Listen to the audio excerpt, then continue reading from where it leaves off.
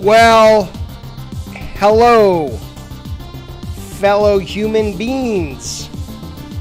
Let's turn this down.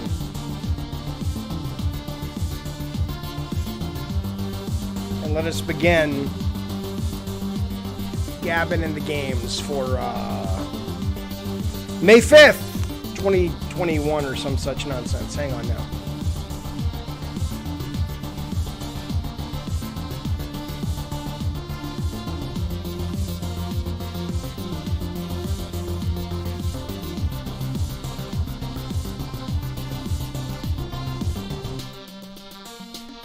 Goddamn right.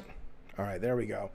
Fellas, welcome, and Filettis, welcome to the show. I appreciate you being here, hanging out with me, spending some time with me this evening. I'm sorry the show is running so late today. I've had a bunch of computer problems all day. I had some interviews we did this morning for the new endeavor with movie games, which I will talk about later on the show if you'd like to hear. Happy Cinco Goddamn de Mayo. Did you know, if you missed the stream a couple of nights ago, 2 nights ago? Speaking of movie games, these guys sent me a bunch of alcohol, and they sent me this, and I drank this on the stream the other night playing Returnal. And I got drunk fast. The only time I've gotten drunker faster was drinking sake with some Sony people in the great state of Japan. I know. It's not a state. I'm not a maroon, motherfuckers. Hang on, I'm just trying to get this fixed for you guys. So it's, you guys are missing some of the chat. Why? Hang on a minute. Let me fix this for you guys. I apologize. There we go. There we go. Now you can see what people are talking about. Come on now. I'm not gonna. Anyway, I'll put the alcohol up. I'm not gonna drink anything right now. But yeah, I was. The sexy time pillow. Yeah, it's over there. I'll bring it out later. They sent me a giant Lust from Beyond. I have codes, by the way, from Lust from Beyond, The Beast Inside, Drug Dealer Simulator. I have all those codes I'll be giving away later this week to you guys on the stream. So. What is it? I don't know. All I know is it's supposed to have bison urine in it, or there's a piece of grass that a bison is pissed on that you can actually kind of see the grass in there. I'm not a big alcohol guy, so this is all very exotic to me. I didn't know people did such things. So I did not get trashed with Ken Kutaragi. I don't even remember who it was. I want to say maybe it was Dylan from Q Games, who does all the monster games and pixel junk games, and I'm sure Alan Becker was there, who ran Sony Santa Monica, and on and on. So it was a lot of fun. Okay, let's talk. There's a lot going on in this here little industry. I want to let you know that if you're interested, you can call in. I'm going to put myself right now into the voice channel, and if you want to call in and be on the show, join the Discord, slide yourself into the call-in waiting room, and I will be there to discuss, debate, entertain your wacky ideas. Elliot Trout, before we get started, I need to let you know Elliot Trout has decided to join the Diet Soda Soldiers, which means I'm going to take a little swig of vodka. Holy cow, is that what we're doing? Is that what we're doing? You goddamn right. I just thought of that. Oh, my God. I don't even like this. Oh, my God. Oh, it's so powerful. Hang on. Oh, God, Zach Howell, you son of a bitch. Hang on. Oh, Elliot Trout and Zach Howell, you sons of bitches. Thank you for joining. Everybody give the new members a little goddamn it motherfucker. Give the new members a Rob the Mod face. That's a brand new emote you should have in there. Oh, God. Oh, God. Oh, it is baby sips, Jack Green. That's all I can do. That's all I can do. Let's focus. Let's focus. Shut up, Jojo D. By the way, I'll get to some super chats. Fuck it, I'll do it right now. Stoner Joe, buddy, thank you so much for the super chat. He doesn't say much, but when he does, it's fucking wisdom coming out of his mouth. I appreciate it, buddy. Thank you as always, good sir, Stoner Joe. Magnum Visuals comes in and says, Jaffe, here's some money. Put it up your butthole, motherfucker. And I said, all right. That's the sound of things going up my butthole, I assume, if nothing's ever been up there. Hey, Jaffe, did that picking up items button option help in Returnal? Magnum, I haven't done it yet. I know you told me, and I appreciate it. And I am absolutely, it will help though, because I can't tell you in that game how many goddamn times I have died in that game because those big fucking bats that turn red and slam at you, I can't dodge out of the way fast enough. What proof is this? How do I know that? 40% alcohol per volume? Is that helpful? Zach Howell says, I love you, Jaffe. I love you too, Zach. It's about time I join. You goddamn right, sir. Tell my wife you're my true love. Put her on the fucking phone. I'll talk to her. You goddamn right I will. I didn't get it on Doge. I was trying to buy, I'm going to get to the news, I promise you, but this is relevant to that. So I was trying to get all the God of War members for April. NFTs of incredibly rare God of War concept art that then I was going to destroy. And it would be maybe collectible, maybe not. The problem is, as I started to research it more, hello Sumo, as I started to research it more, I realized what an environmental shitstorm it is to sort of craft NFTs. And so that's why the gifts are a little bit late coming out.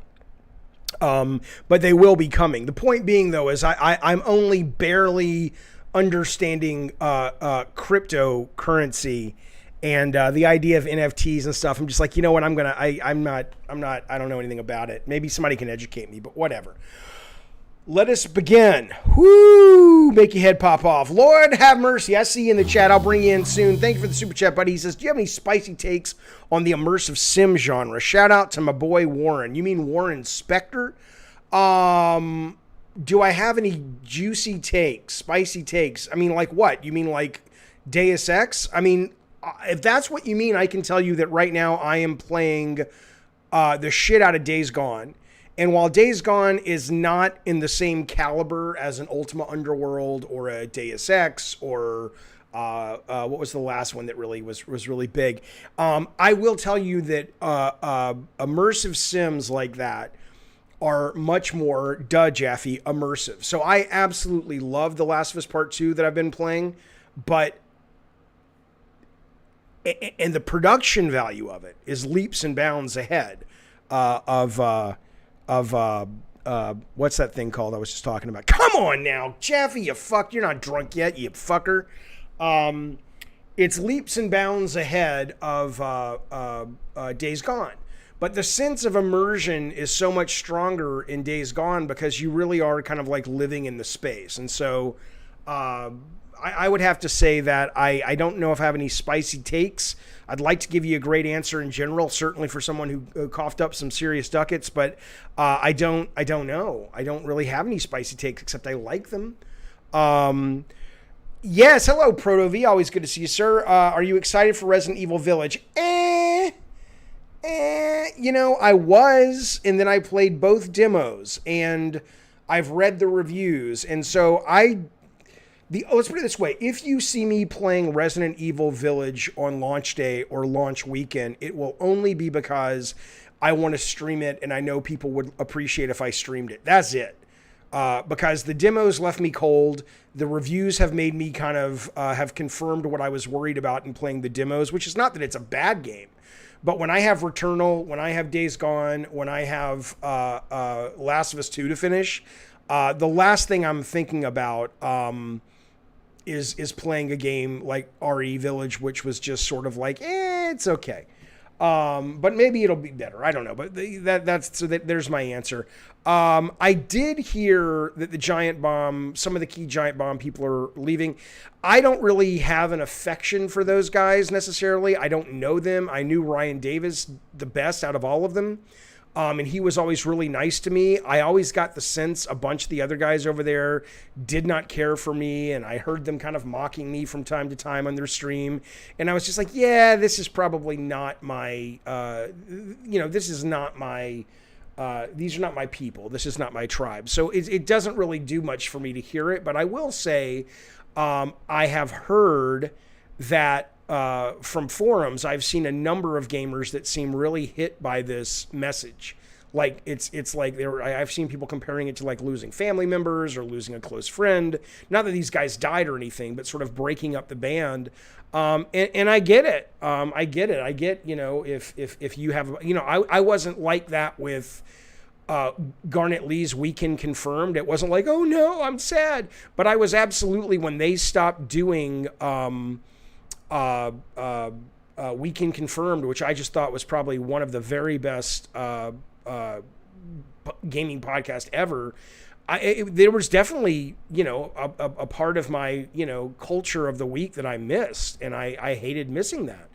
Lord Have Mercy says, we also lost 2 people at Game Informer this past week. Well, yeah, I mean, they're, come on, that haven't they had trouble for a while since GameStop's having trouble and GameStop kind of funds them and all that shit. Okay, let me get to some news though. We can do Q&A at the end of this if you guys have any specific questions. Just a real quick reminder, I will be on Colin Moriarty's Sacred Symbols coming up on Monday is when we're recording it.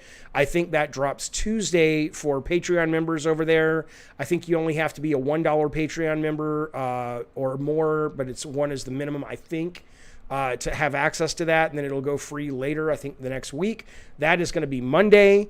Colin is going to come on my show a few weeks after that, and we are going to talk more or less about games, more about philosophy, politics, the games media, all that. And then Troy Baker himself will be on this very show 10 a.m. next Thursday, so a week from tomorrow. So now with all that wonderful stuff out of the way, I want to talk to you about something that should be important if you're a man or if you have a man in your life. This is serious, it's deadly, it's important. It's Pokemon Snap sales eclipsing Returnal sales during the launch weekend. Now, listen, this was an interesting weekend, and I didn't even factor Pokemon into it, which shows you how much I care about Pokemon. But I was very much looking at this game. I was looking at Second Extinction, which came out for, quote, free on Game Pass, and I played it Friday night. I enjoyed it a lot Friday night. It was really good. And then I played Returnal most of the weekend. And I was really curious about how these games would fare against each other. And it's been really interesting. So I don't think what you're hearing, the only sales figures that aren't anecdotal that we've heard so far have been coming out of the UK because I wish America could do this, but these guys regularly basically publish weekly numbers. I mean, we don't do that here. It's kind of absurd, but they don't publish digital, so this doesn't include digital. It also doesn't include the fact that, they're just numbers. The numbers don't care that PS5 is supply constrained and the Switch has been on the market for over 2 years. So is that playing a part? Sure. The other thing that may be playing a part is simply the fact that, there's the pandemic. You can't get a PS5. It's a new IP. But these guys are saying that this title sold worse than previous first-party Sony titles, including Miles Morales, which was PS5, including Demon's Souls, which was PS5. The point I'm trying to make is we still don't really know if this thing's hitting or not. There's a lot of people saying, oh, the game, you can't find it in stores. And then there's people saying, well, that's because the game, Sony didn't order a lot. They didn't market it a lot. So I don't know if anybody is out there watching this and you work in retail, or you know someone that does, or you've heard some reporting, let us know on the calls or in the chat, because I'm very eager to know how this does. And I'll tell you why. I love this game. It is one of my favorite games of the year so far. I cannot stop playing it. Let me put it this way. People say, oh, Jeffy, you don't like stories in games. Not true, pal. I love stories in games. I don't like cutscenes in games. This game has a really cool story. It is a wonderful world to explore. The lore is amazingly cool. It's creepy. It's weird. The soundscape is probably the best Sony sound design I think I've ever heard in any of their video games. And I can't see it doing tremendously well. I don't think it's the $70 price point. A lot of people go, oh, well, it's $70. This is a statement on $70 games. We don't like $70 games. Sure. Nobody wants to pay $10 more. But you know what?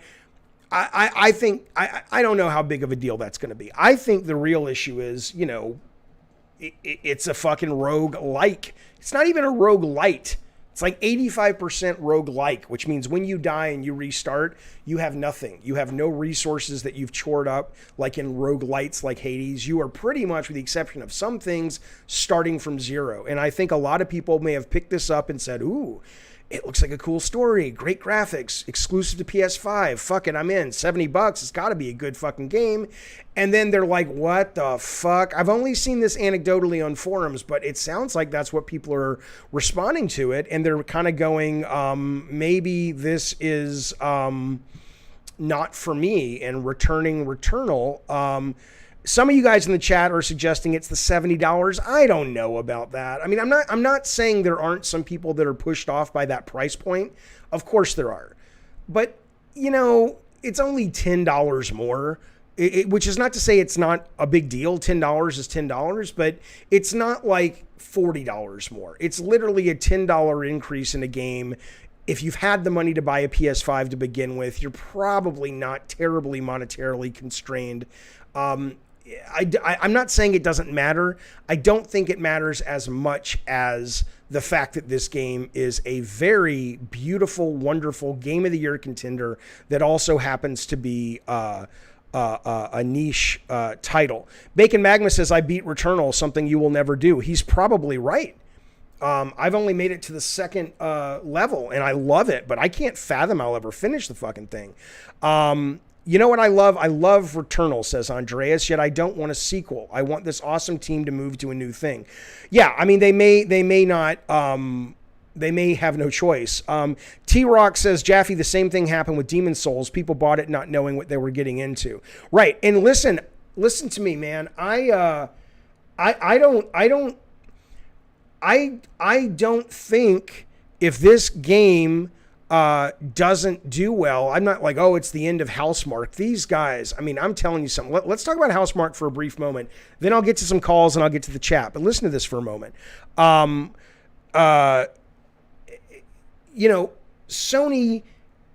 if Sony was smart, they would try to buy Housemarque. Okay.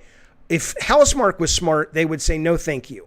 Right. But Housemarque playing Returnal, that is a flag being planted saying we're here to play, motherfuckers. This is a incredibly assured game from a team that has never made a game like this ever, in terms of the technology, in terms of the camera. All of it is just, it works, it's smart, it's well thought through, it's creative, it's paced brilliantly. It is a phenomenal title. Granted, there's bugs, and there's crash bugs, and granted, they put out a patch today to fix some of that, and lo and behold, they had to pull the patch and say, we're putting out another one. They're struggling a little bit. That's another reason maybe Sony should have been like, you're charging $70 for a game that you know? Because don't tell me, look, I'm not a game tester. I started as a tester, but I was just playing, and I crashed. The first day I crashed, hard crashed. Online, people are crashing all the time. Don't tell me Sony QA, which is probably the best QA in the goddamn business, didn't know they were shipping this with meaningful A bugs, which is a crash bug, basically, or a bug where you can't continue. And they still charged $70 for it. So that's a little weird. That's a little fucking weird. Nighthawk says if the game had checkpoints, it would have been a 9.5. I don't know if that's true, man. I think... Look, if the game had checkpoints, it might sell better. But the idea that it would make it a better game, I wouldn't mind if the game let you save. once, just kind of like, in the middle of a run, but I don't, and then maybe after you activate it, it kills that save. But I think part of the fun of it is the very nature of it's not difficult like Demon Souls is difficult. See, that's the thing. That's why I was a little apprehensive at first. It's difficult, but in a very different way. And and my brain can get comfortable with that difficulty, but the Demon Souls stuff just felt a little bit too hard. But I don't know, man. I don't know if they added checkpoints, would it suddenly become this... it was well reviewed. It's not like it wasn't a well reviewed game. Mark my words, man. This will be Game of the Year contender for a lot of people. So it says, I Has No Life says Sony would be smarter if they acquired Bluepoint. Look, not Bluepoint. Oh, I see. Yeah, well, sure. Housemarque, though, has a very bright future ahead of them. Even if Jim Ryan looks at the numbers and pulls a Kojima Studios and says, at least from what we think, we're no longer interested in working with you guys because you didn't clear the bar. That would be so short-sighted, because all you need to do is look at this brilliant game and go, if you thought they had talent with Super Stardust and Resogun, these guys can do this kind of shit too. Lock these motherfuckers up. But if you're Housemarque, you want to be sure you don't let yourself get locked up yet, because they could make a lot more money if they hold out, assuming they think they can be consistent over the next 5, 6, 7 years with this level of talent and output. Because if you remember, maybe you don't, but I'll tell you a little bedtime story briefly. The guys who made Medal of Honor for EA, I think it was Right. I think I'm going to get this history wrong, but right. But if I get it wrong, let me know. Before Medal of Honor came out, EA came in and said, we will buy your company. I forget even what they were called. Maybe it was DreamWorks Interactive. I don't know what it was called. But they said, we'll buy your company for $5 million. And for some reason, I guess they were like, hey, that's a lot of money. They said, sure. Or was it Activision? Maybe Activision did it. Somebody bought them for $5 million. It was Activision, I think. And suddenly, Medal of Honor explodes. Or maybe it was Call of Duty. The point is, the Call of Duty guys who became Infinity Ward sold their company to EA or Activision for nothing. And they did it before people realized how brilliant they were. If they would have just waited for the game to come out, they would have been able to sell it for quadruple the amount, right? So if you're Housemarque and Sony comes to you and says, we think you're talented, you're brilliant, your next game's going to really do it, here's $25 million. I'd be like, yeah, no, thank you. I'd say, hey, let's keep working with Sony, because you best believe that one of the reasons this game is so good is because the Sony producers on the Sony side working with these guys and giving them the time and giving them the resources they need. But I would not be selling that company. Fuck you, Dan Oho. It's been a while. You fucking look it up. I don't remember if it was Activision or if it was EA. Okay, I've been around. I got a lot of stories jangling around in here, you old fuckstick. Universal says the bugs in Returnal are not widespread, so don't hold out if that's what you think. There's definitely some, but the minority are just more vocal. Yeah, I've had one crash. I think what it is that it's a super frustrating experience to have this game crash more than any other game, because there are no save points, and because your runs can absolutely go, multiple hours before. So Jarvie says it was Call of Duty Modern Warfare. No, it was not. It was not. It was one of the World War II ones. It was either Call of Duty 1 by Activision, or it was Medal of Honor was the game. Because by the time they got to Call of Duty Modern Warfare, they were already Infinity Ward. The game is not good, but it's a PlayStation game. I don't understand what you're talking about. Medal of Honor Underground was... Oh, yeah, Medal of Honor Underground was great. 100%. So anyway, though, yeah, so who's to say? Who knows how it's going to do? This is going to be a real fascinating one to watch. The other one that I really want to see, related to this is in fact how Second Extinction is doing. I don't know if you guys have played Second Extinction. I played it. I really enjoyed it. It's nowhere near the same caliber or quality as Returnal. But it's easy, it's accessible, it's fun. Yeah, you guys are getting the story wrong in the chat. I know Modern Warfare. You're talking about something else. You're talking about when Vince and the other guy sued Activision because they got fucked over on royalties or bonuses or what have you. That's not what I'm talking about. That's a different thing. I'm talking about when the team that made Medal of Honor or the very first Call of Duty, the company that published it, if it was Call of Duty, it was Activision. If it was Medal of Honor, it was EA, came to them and said, we would like to acquire your company. And they said, okay, here's $5 million. They said, okay. And in that, they then released the game and they're like, what did we do? We could have made so much more fucking money. Uncle Fuzznut says second Extinction got zero marketing as far as I've seen. Well, it's still early access. But I mean, all you need is Game Pass and you get all the marketing. It's right there on the front page. It gets about as much marketing as a Netflix movie, but you know, it's not that it doesn't need marketing, but it doesn't need the same kind of marketing if you're on a subscription service. Yeah, Returnal NY says was sold out in the store that you went to. Right. Absolutely. And again, what we don't know is I've heard people saying that that's because Sony did not anticipate it would be a big seller, at least physically, and they didn't ship many copies. Like people have said, oh yeah, we only got 3 in the GameStop, right? And it could also be because they are incredibly successful. I don't know what it is yet. Metalhead says, Jaffe, do you think roguelike devs are lazy since they can be completed in 8-minute speedruns? No, I think Metalhead, roguelike and light games are currently the flavor of the month because they are expensive. And make no mistake, Returnal was a surprisingly expensive game. That's all I can say about that. But you get to reuse a lot of your assets. You get a lot of playtime out of what is usually a room that you might only see for, 5 minutes. Suddenly you're seeing it for hours. And so you can create a longer game that gamers so far, at least in a meaningful, financially lucrative number, have said is acceptable. You can create a game like that for a lot less money. Is the thing. Jay says it's easy to sell out because of low options of PS2, PS5 games. Well, and maybe they didn't make enough. Eric says, Jeffy, what are your thoughts on the Xbox internal review of Last of Us 2? We'll talk about the Xbox EA Apple thing where all that data is coming from.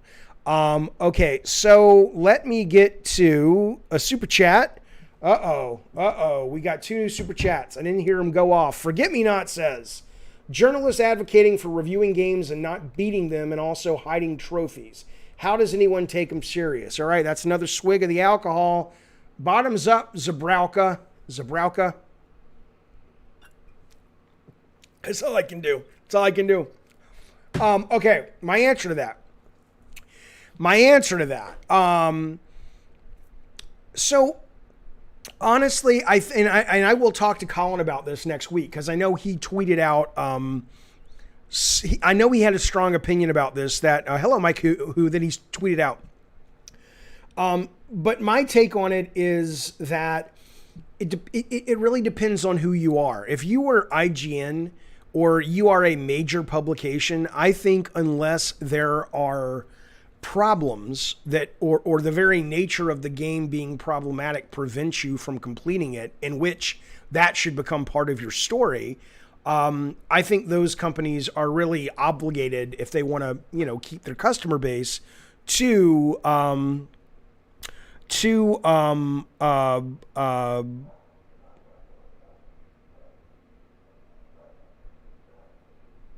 it's so strong, the alcohol. They are obligated to do the job expected of them by their customer base, which is to review the whole fucking game. But what I will also say, though, is if you're talking about impressions or reviews, like, for example, when I do a review, I will put on there, like I did a review a couple of months ago of Cyber Shadow, and I said, look, I played this for 15 minutes, and I'm going to tell you my 15-minute knee-jerk review. I think those are exceptionally valuable, obviously, because I made them. But I don't think somebody reviewing a game or talking about a game, or maybe it's the vernacular, but whatever language you want to use to describe what they're doing, maybe that's where people get hung up. But I think it's a very valuable piece of information that says, I played this for 2 hours and I was done. I did not want to play anymore. And I'm like, oh, that's good to know, right? I mean, that's a valuable piece of information. The idea, and I've said this before, and I'm going to say it one more time right now, maybe again, probably not, who knows? The idea that a lot of gamers out there, I think they have a kind of Stockholm syndrome, which is, if you don't know, is kind of the psychological term for if you're a kidnap victim and you begin to sort of rely on your kidnapper for your own life, you begin to sympathize with that kidnapper and actually have emotional feelings for them. I've started to believe that video game players have a little bit of Stockholm syndrome for game makers, because what other medium have you ever heard of that consistently, not every now and then, but consistently, gamers will be like, oh, you have to play it for 8 hours before it gets good. Really? Yeah, oh, you're not there yet. You got to stick with it for 15 hours and then it gets really fucking good. Fuck off. Fuck off, right? That's what I say. So I do think they are valuable, but like Saad Khan says, those should be called first impressions or something, not reviews. You're right. I think that that is more of an issue of what you want to call it then. If the language is tripping people up, fair enough. Then maybe call it something else. But I mean, it doesn't really, I think you have to be clear about it, but I think that that's what it is. That's what I think. Jay the Destroyer. Hello, buddy. I'm glad you're here, sir. I got one more super chat, which means one more sip of the alcohol, and then I'm going to take some phone calls. Then we're going to move on from this story, and we are going to talk about Psychonauts versus Ratchet and the Clunk. Hello, Alan Rodriguez. Andreas says, I know what you mean, but Stockholm Syndrome requires abuse. But yeah, I see what you mean. Have you played Destruction All-Stars? That's not abuse. Oh my God. No, I'm kidding. I actually like that game, but it's only because it's up on my screen. I wanted to point this out. Look, this is news, but I'm one of the guys that, I like Destruction All-Stars. I thought there were some problems. There were some balancing problems. And more importantly, there were problems with its stickiness.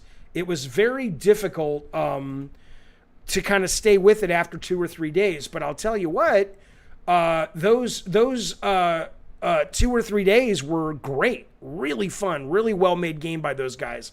And now they're coming out. I don't know, man. They're coming out today, and they've got this new season. And I mean, it's clear these guys really ramped up and built a game with the intention of this becoming a regular service-based game. But I don't see anything in here that makes me go, I can't wait to jump back in. I don't. And I think that's terrible because it's a really well-made game. But there's nothing in here that says to me, I'm going to be motivated to keep playing after 1 or 2 matches. Plus, I hear it's also very hard to find matches. So I don't know, man. If this doesn't perform, if Returnal doesn't perform, I think then you get into some really weird places, man, with people starting to go, well, maybe, I don't know. I know Sony's saying they're going to keep making some weird shit, but I don't know. The 2 things they've fired out of the gun so far this generation, which are not third-person cinematic action adventure games, may not be doing as well as they hope. But I liked this game, and I loved fucking Returnal. Mike, who actually Living Legend first drops in with the super chat. Thank you, buddy. He says, Jeffy, hey, what's up? Let me take some alcohol, baby. This is for you. Jeffy, will you be playing R-Type Final 2? No. Hang on. I played the PS4 demo, and I'm very impressed. I'm waiting for limited edition from NIS or NIS America to arrive soon. Woo! What am I, Charlotte Flair? Oh, man. I will not be playing that game because as much as I like games like that in the arcade for like 5 minutes, 10 minutes, the shoot 'em ups are way too fucking hard. They're way too fucking hard for me. So, no, I won't. Thank you for the super chat, buddy. I appreciate it. Mike Koo, you son of a bitch, drops super chat. He says, Dolph Mother, no, you wear her drapes.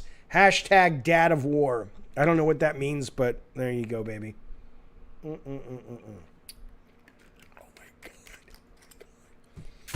God. Okay. I'm drinking. Hello. And by the way, Wolfblood, the only reason you may not be getting notifications, or anyone else not getting notifications, is when you go to the notification bell, you have an option. It's personal notifications or just notifications. You want to go with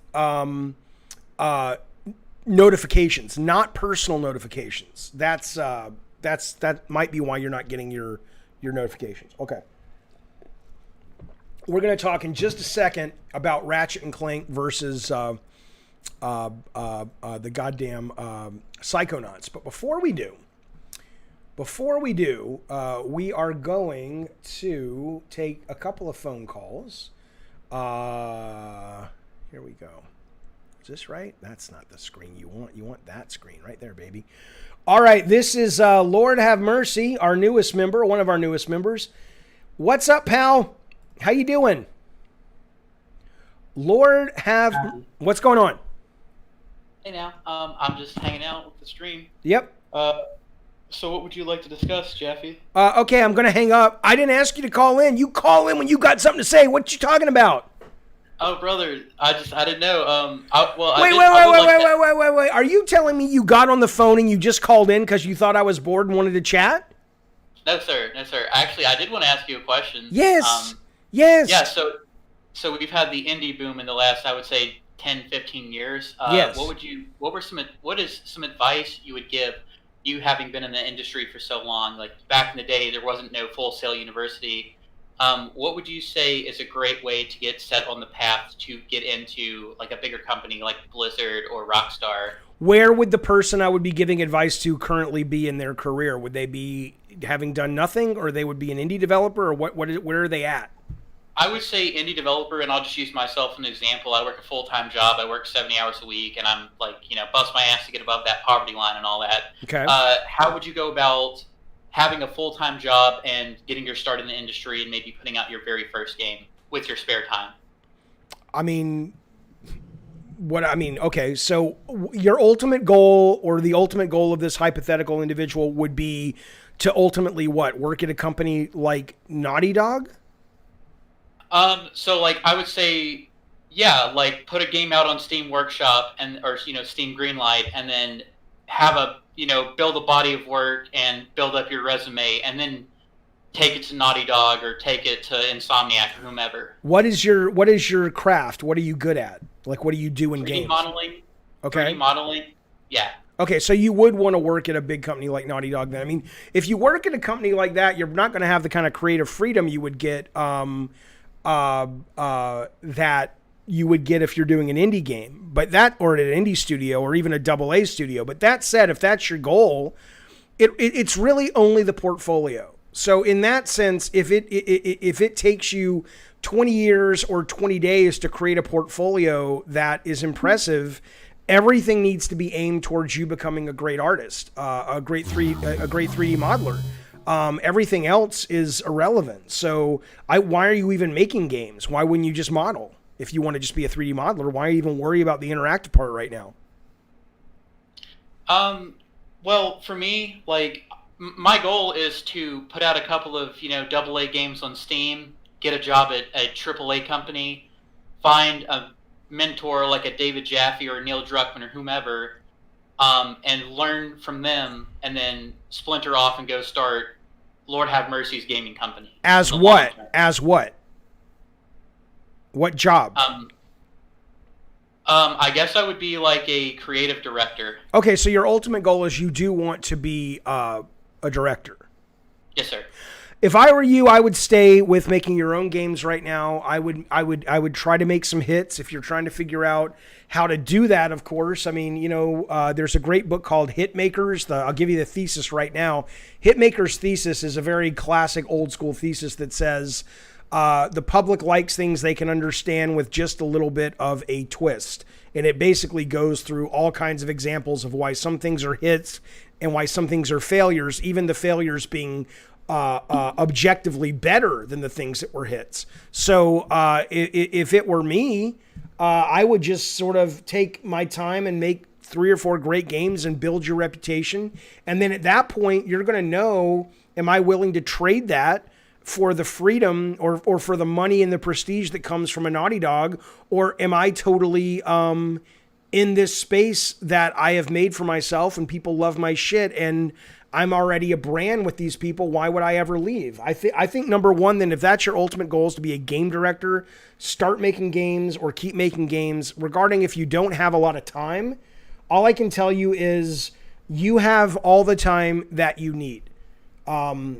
You absolutely do. It's the same reason that my dishes in my sink pile up for like 5 days before I wash them. Because I say I would like a clean kitchen all the time, and I would. But you know what? I wouldn't like it as much as doing other things in my life, like doing this stream. So ultimately, your time is going to get filled with what you actually care about, not what you say you care about. So, you know, when you come home from working on weekends, work on your game. I mean, that's as good as it gets. That's all I can tell you. Absolutely.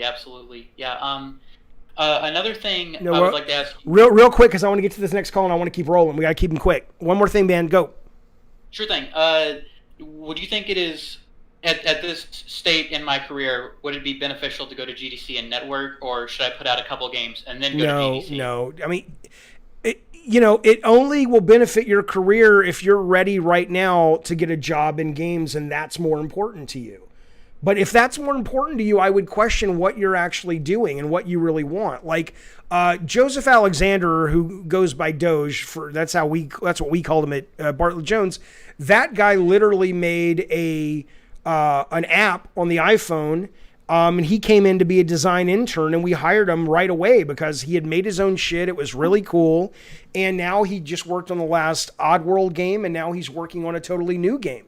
So, I mean, if your goal is to work in the industry and not be an indie developer that writes your own ticket, then yeah, I would go to GDC once you have something worth showing. But until you have something that you're proud to show, GDC is really educational and valuable, but frankly, you can get most of that stuff online.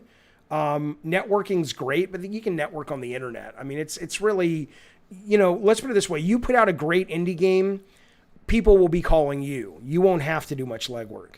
So that's what I would say. Focus on the work, man. It'll never steer you wrong.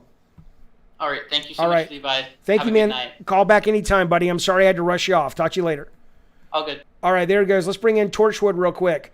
Torchwood, how are you, good sir? Go. Oh, my God. Come on now. Torchwood, what's up? Hey, can you hear me okay? I can hear you great. What's going on, man? So, basically wanted to kind of follow up from the beginning talking about Returnal sales and kind of follow up a little bit from what I mentioned last week about kind of warning everybody, hey, if you want this game, not a lot of copies are going out, and just sort of stuff like that. Okay. So, first off, I gotta say, I'm kind of like sad that like even with the few amount of copies that have gone out, everything I've heard from everyone in at least North American like kind of retail chain partners I have, it's been like, yeah, like copies sold, but like there's a lot just sitting there on shelves. Yeah. But like the kind of interesting thing about it has been the few people I've talked about who are still at Sony is that they are legitimately surprised how the word of mouth has been. Of like, they knew it was good, but they weren't sure if it was going to kind of have legs into it, you know? So well, we don't know. We don't know if it's going to have legs yet, but we do know that people are loving it, though. That I think is true.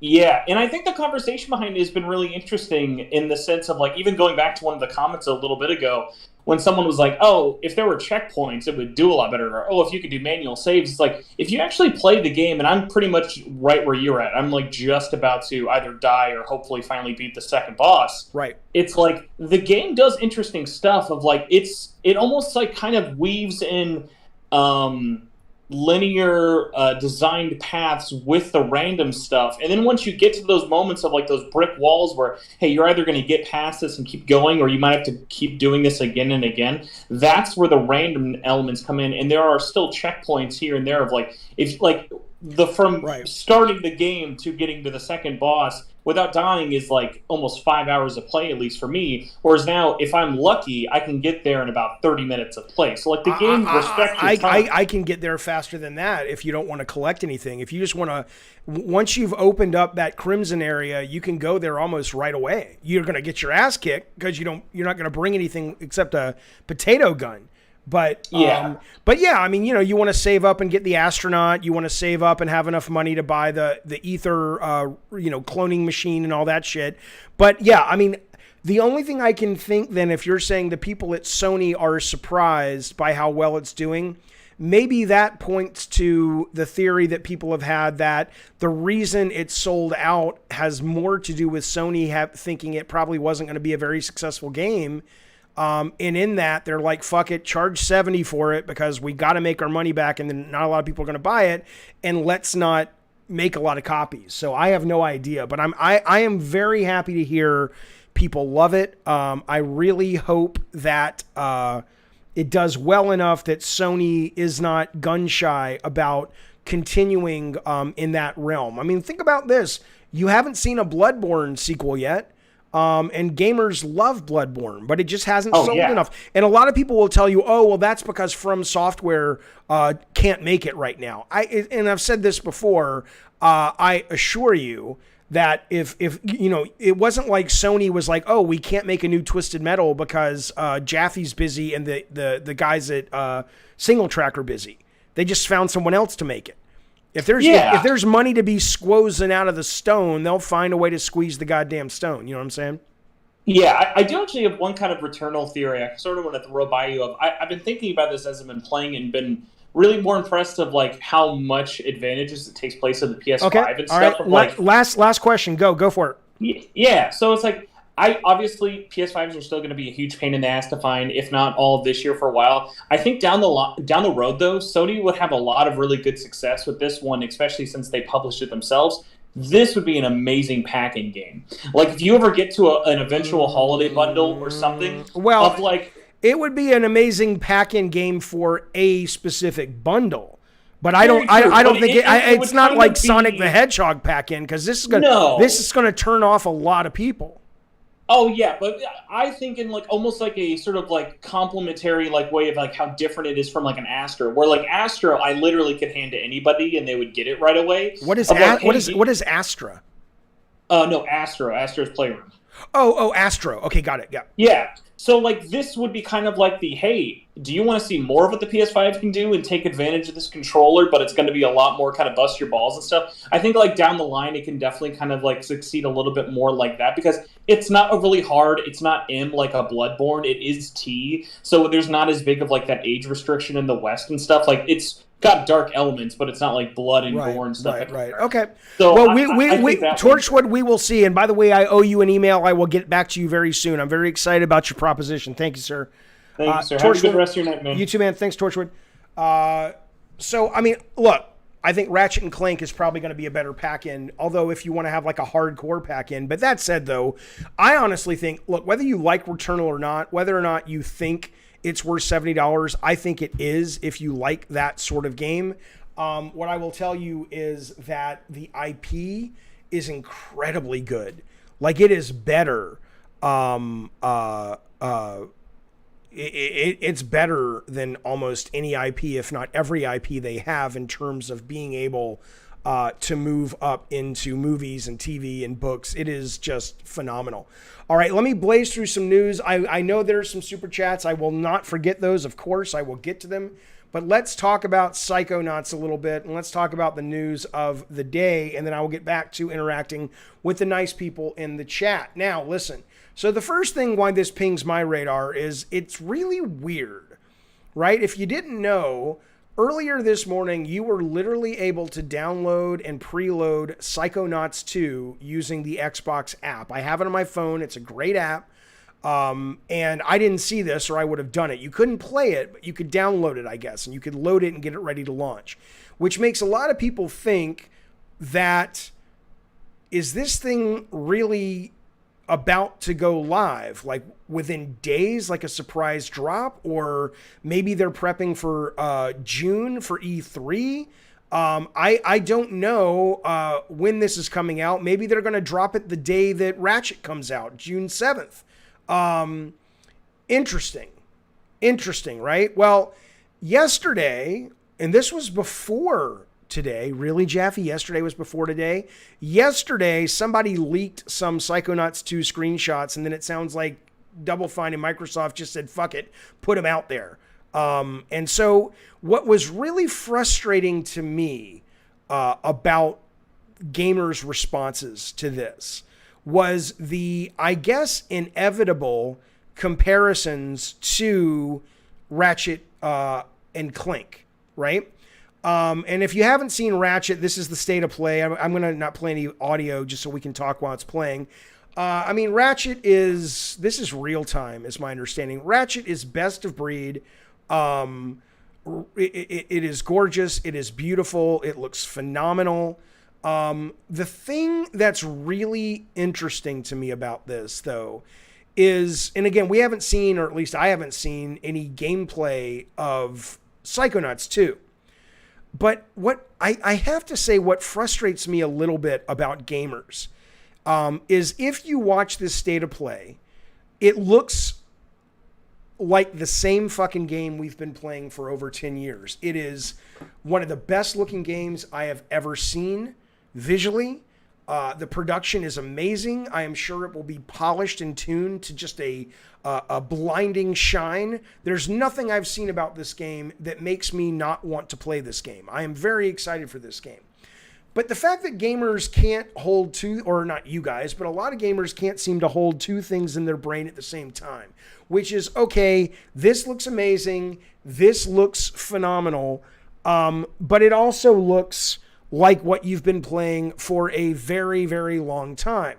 Psychonauts is coming from a studio and a director that consistently over decades has, whether or not you love all of the Double Fine stuff, whether or not you love all of the Tim Schafer stuff, they have consistently put out interesting, different, refreshing, chance-taking titles.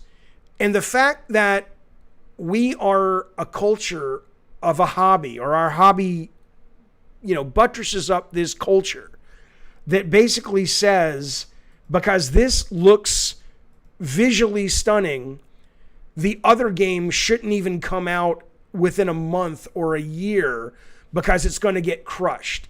And I'm going, that's the equivalent of saying you would rather go to the movies and see the new Transformers, which is probably going to be the best, visuals on the market. And obviously I think Ratchet is better than that. Maybe Ratchet is like a good mid-level Marvel movie, right? So you would rather go see Iron Man 2, or you would rather go see Captain America, the First Avenger, than you would rather go see the new Martin Scorsese movie, right? And it's not to say that both don't have a place, but the fact that gamers are putting these up against each other, and even people in the chat right now are saying, you shouldn't drop these at the same time. Well, I don't even know if I agree with that. And people are saying in the chat like, oh, this is a game that's not going to sell if it's on Game Pass. No shit. I mean, it might, I don't think anyone's going to walk in and want it for the PS5 if they can get Ratchet. But think about it. If you're Microsoft and you have this ready to go on June 7th, right? And then you can't get a PS5, or you have a PS5 and Ratchet is $70, or you have a PS4, but they don't make it for PS4, but this is on PS4, and this is also on Game Pass for, quote, free. I don't know, man. I don't know if I would, especially if they know they've got a good game on their hands. I don't know if I would not drop this day one. I don't think it's about competing like, oh, we sold more. I think it's about making a statement about the differences between what these two companies are offering. Pixel says they aren't the same type of game to begin with. Well, of course. But then now you're talking things that you're to your average consumer before they sit down and play it, though. They are absolutely a similar kind of game. It is a platform game. It is a character-based platform game. But yeah, I don't know, man. All I'm saying is that I think this is going to be pretty exciting, and I think it's going to be really exciting to see when this comes out. I mean, let me ask you this: the fact that this thing came out today, and was available to rent, or I'm sorry, to download, all of a sudden, and then they pulled it. Doesn't that indicate to you? I mean, it could have been anything. It could have been a test. Who knows? But it does make you think that maybe they are thinking about dropping this pretty fucking soon. Eddie T says, I have a very bad feeling about Psychonauts. I added very because it's Revenge of the Fifth. I have a very bad feeling about Psychonauts since they have shown very little of it. I mean, that's a good point. Psychonauts just screams creative freedom to me, says Alex. Right, absolutely. Mayan67 says, the Ratchet formula seems a little bit burnt out. And it may not be. And again, somebody in the chat said it's comfort food. And I agree with that. And there ain't nothing wrong with that. I'm looking forward to comfort food. But I'm just saying that it would, you know what, I just, and I'm not going to change anything on this stream. But I can't think of another industry where it usually goes the other way. It usually goes, the people who are into the indie alt music scene make fun of the big budget stuff. But you very rarely hear Taylor Swift fans or top 10 chart fans making fun of the college alternative music scene, if they know about it at all. But in our industry, it's flipped. It's so weird. It's like you've got gamers that literally are shitting on, you know, a legend like Timothy Schafer and his company because the graphics may not be as good.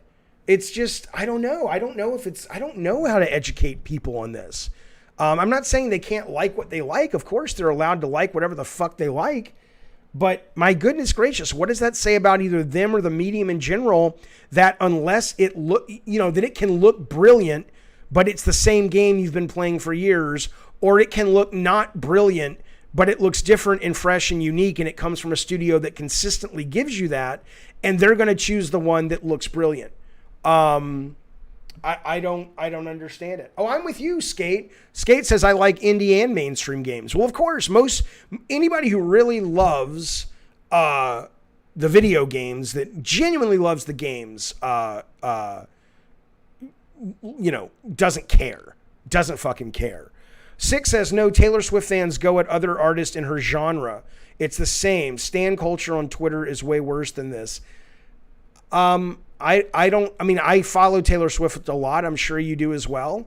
But I'm always seeing her shouting out other artists in her genre. Like, oh, you've got to listen to Sarah Bareilles, or she's always bringing people on stage on her concerts like Lorde and people to give them, the fucking spotlight so she can introduce people to other bands. But you may be right, man. You may be right. I'm not familiar with that. To be fair, says Jodicus, on the sales point, Outriders was on Game Pass and was the top 3 NPD charts on Xbox. So Game Pass by no means hurt sales. No, but I definitely think it cuts into them. I mean, I don't plan on buying this. Why in the world would I buy this? I think the number of people who are going to buy when they can basically, quote, rent are minimal. In the same way that the number of people who buy a Blu-ray movie back in the day, most people were happy to go to Blockbuster and just rent it. Sod says many people haven't played the old Ratchet games except the PS4 games, so Rift Apart will be fresh. Yeah, it could be that. Could be that. Taylor is the best, says Six. I'm saying her fans. We're not comparing Insomniac to Double Fine. We're talking fans. I understand. But do you think that goes into movies as well? Do you think, like, most movie lovers I know that love Jim Jarmusch and Wes Anderson and Martin Scorsese and more kind of artistic filmmakers and deeper filmmakers have zero patience for the fluff stuff, the Spielberg stuff, the MCU stuff. But I don't see that in games. I see it the opposite in games, which I think is frustrating because people are missing out. I've been a gamer since Atari, says Tech. I don't like indie games. Most of the time they look like older games. I prefer next-gen graphics. That's the flavor I prefer. I don't understand that, though. And I'm not saying you are wrong. Of course, it's subjective. I respect your right to an opinion. But I don't understand your opinion. Because if you've been playing since the Atari, as have I, what do you love about games then, right? Like if Returnal was low poly PS1 retro graphics, but it was still Returnal, I would still adore it. But you're saying you wouldn't. I find that fascinating. That you would miss out on some of the best games in the world just because it's not the most visually pretty bell at the ball. I'm stunned by that.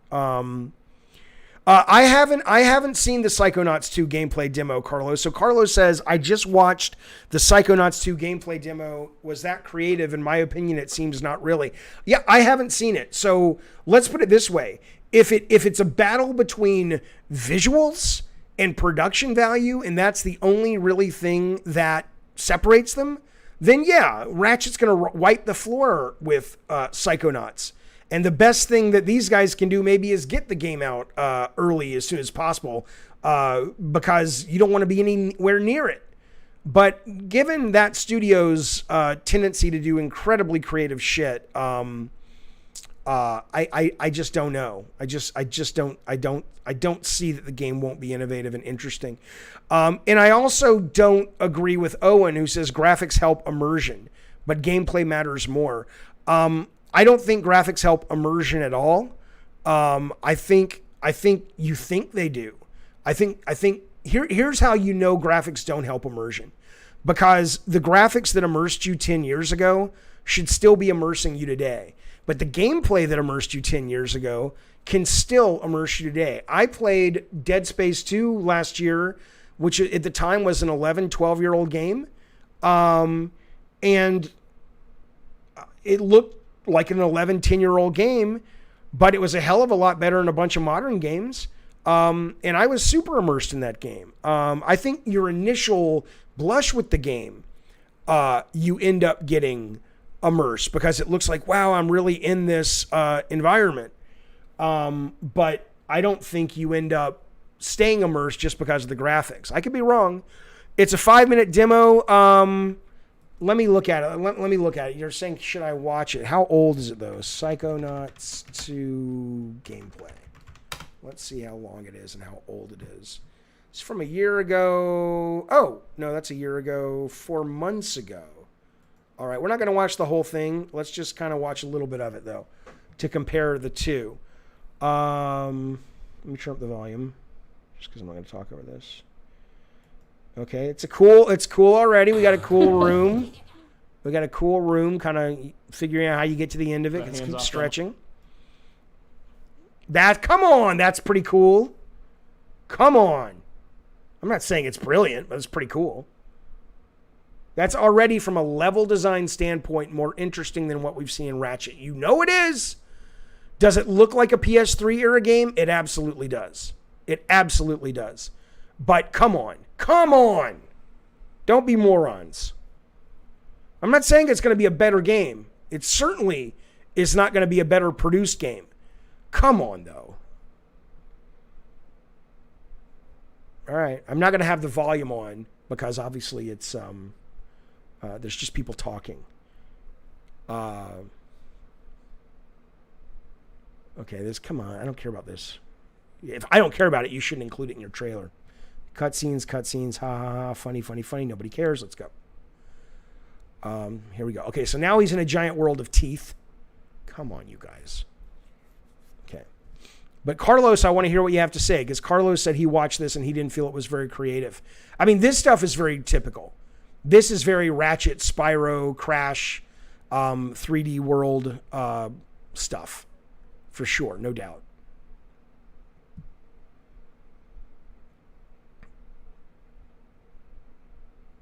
All right, come on.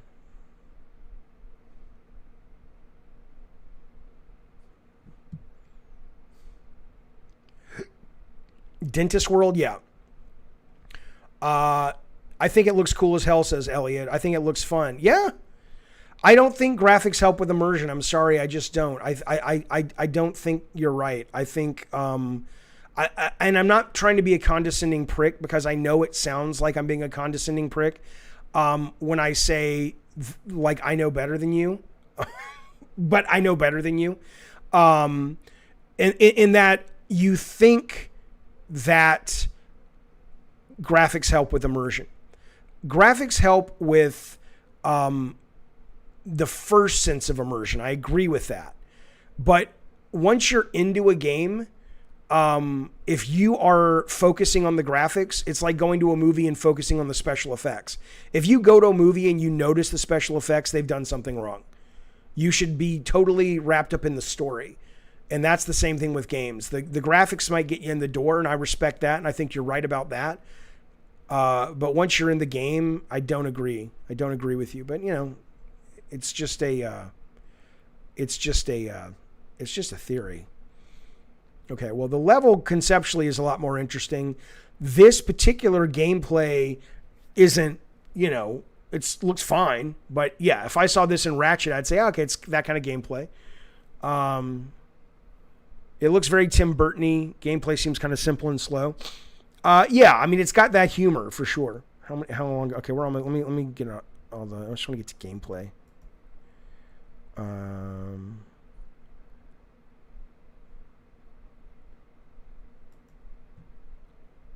So yeah, I mean, I think where I will agree with Carlos is the moment-to-moment enemy interaction seems pretty standard. I think the conceptual aspect of it blows the fuck away out of Ratchet and Clank, but I think the production value of Ratchet and Clank blows the fuck away out of this game. So, you know, I guess it's really a question of what you value more.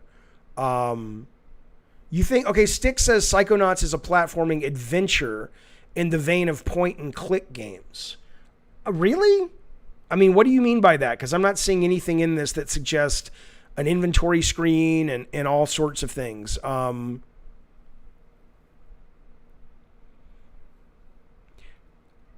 Maybe I Has No Life Production says, I'm going to be completely honest. I felt no more immersed in Ghost and God of War. I felt more immersed because of the graphics. You know, yeah, they are teeth, Cosmic Bandit. I would push back on that, though, and say and ask yourself, the very nature of being aware you're immersed.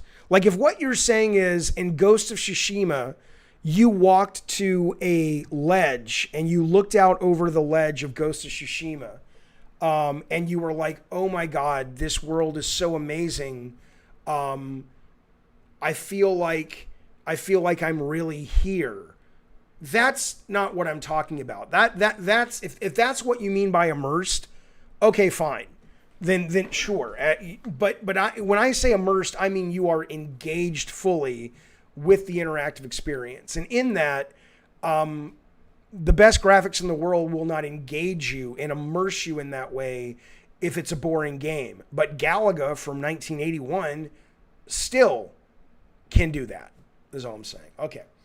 Let's move on, though, because we're not going to agree yet, but I'm very excited to see if this is going to be coming out very soon. Brett says Double Fine has 65 people, Insomniac has 275 people. Right. Yeah, I'm not complaining. I mean, look, if somebody came to me and said, Jaffe, which of these games looks more interesting to you? I would say right now, from what I've seen, this game looks substantially more interesting. Ratchet and Clank look substantially more amazing from a production value standpoint. But I agree with Aqua. Amazing graphics tend to initially attract more people. Sure, that's true. Is there a difference between graphics and visuals? I definitely think the visual art design, yes, there is, of course. I mean, there's art direction and art design, and then there's just graphics. So yeah, they are different. Okay, Rotten dropped super chat. I'm going to get some super chats real quick, and then we'll move on to the next topic, which I want to talk to you a little bit about some rumblings happening over at EA Studios, fellas.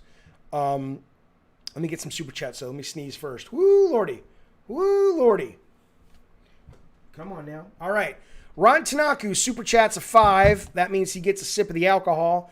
Could you imagine the music business fragmenting its audience? You imagine buying a device to listen to Taylor Swift and another device for, say, Post Malone? No, which is why eventually all this console garbage is going to go away. But it's a great point. I appreciate it, buddy, and thank you so much.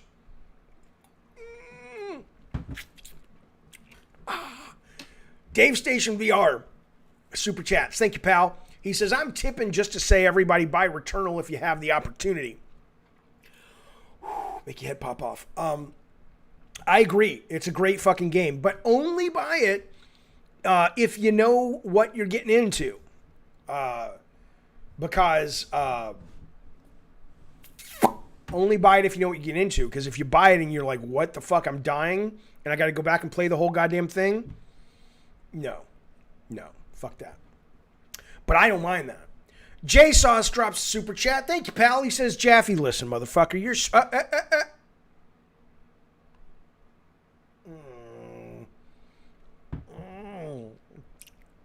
Damn you, movie games. Hang on. Woo! All right, Jaffe, your stream's insight are like the golf cart ride with Tucker in Days Gone. Refreshing in what we need today in games. Well, thank you, pal. I appreciate that. Here's some bubbly for you, baby. Okay, let's move on to some news about Electronic Arts. Bacon says, dude, me and tons of other people do not want to play low polygon or 2D games. Just like somebody not wanting to watch a black and white movie. I understand, Bacon. I'm not suggesting that there are not a lot of bacon magmas in the world. God forbid. God help us, okay? What I'm saying, though, Bacon, is that it seems strange to me. Oh, that tastes strange. It seems strange to me that, like, I don't know a lot of movie fans that would say, I don't like indie movies, I like big budget movies, and the indie movies are shit. Most of them would probably say, I'm sure they're great movies. You know, the guys who love MCU aren't going to sit around and shit on Martin Scorsese or Akira Kurosawa. But they're like, that's just not for me. I'm just saying, but gaming fans shit all over this stuff. It's the craziest thing. Okay, sweetness, buddy. Oh, wait, I'm not supposed to be drinking for super chats. I'm supposed to be drinking for members. God damn it. All right, well, this is for sweetness. Thank you, buddy. I appreciate it. Whew, man.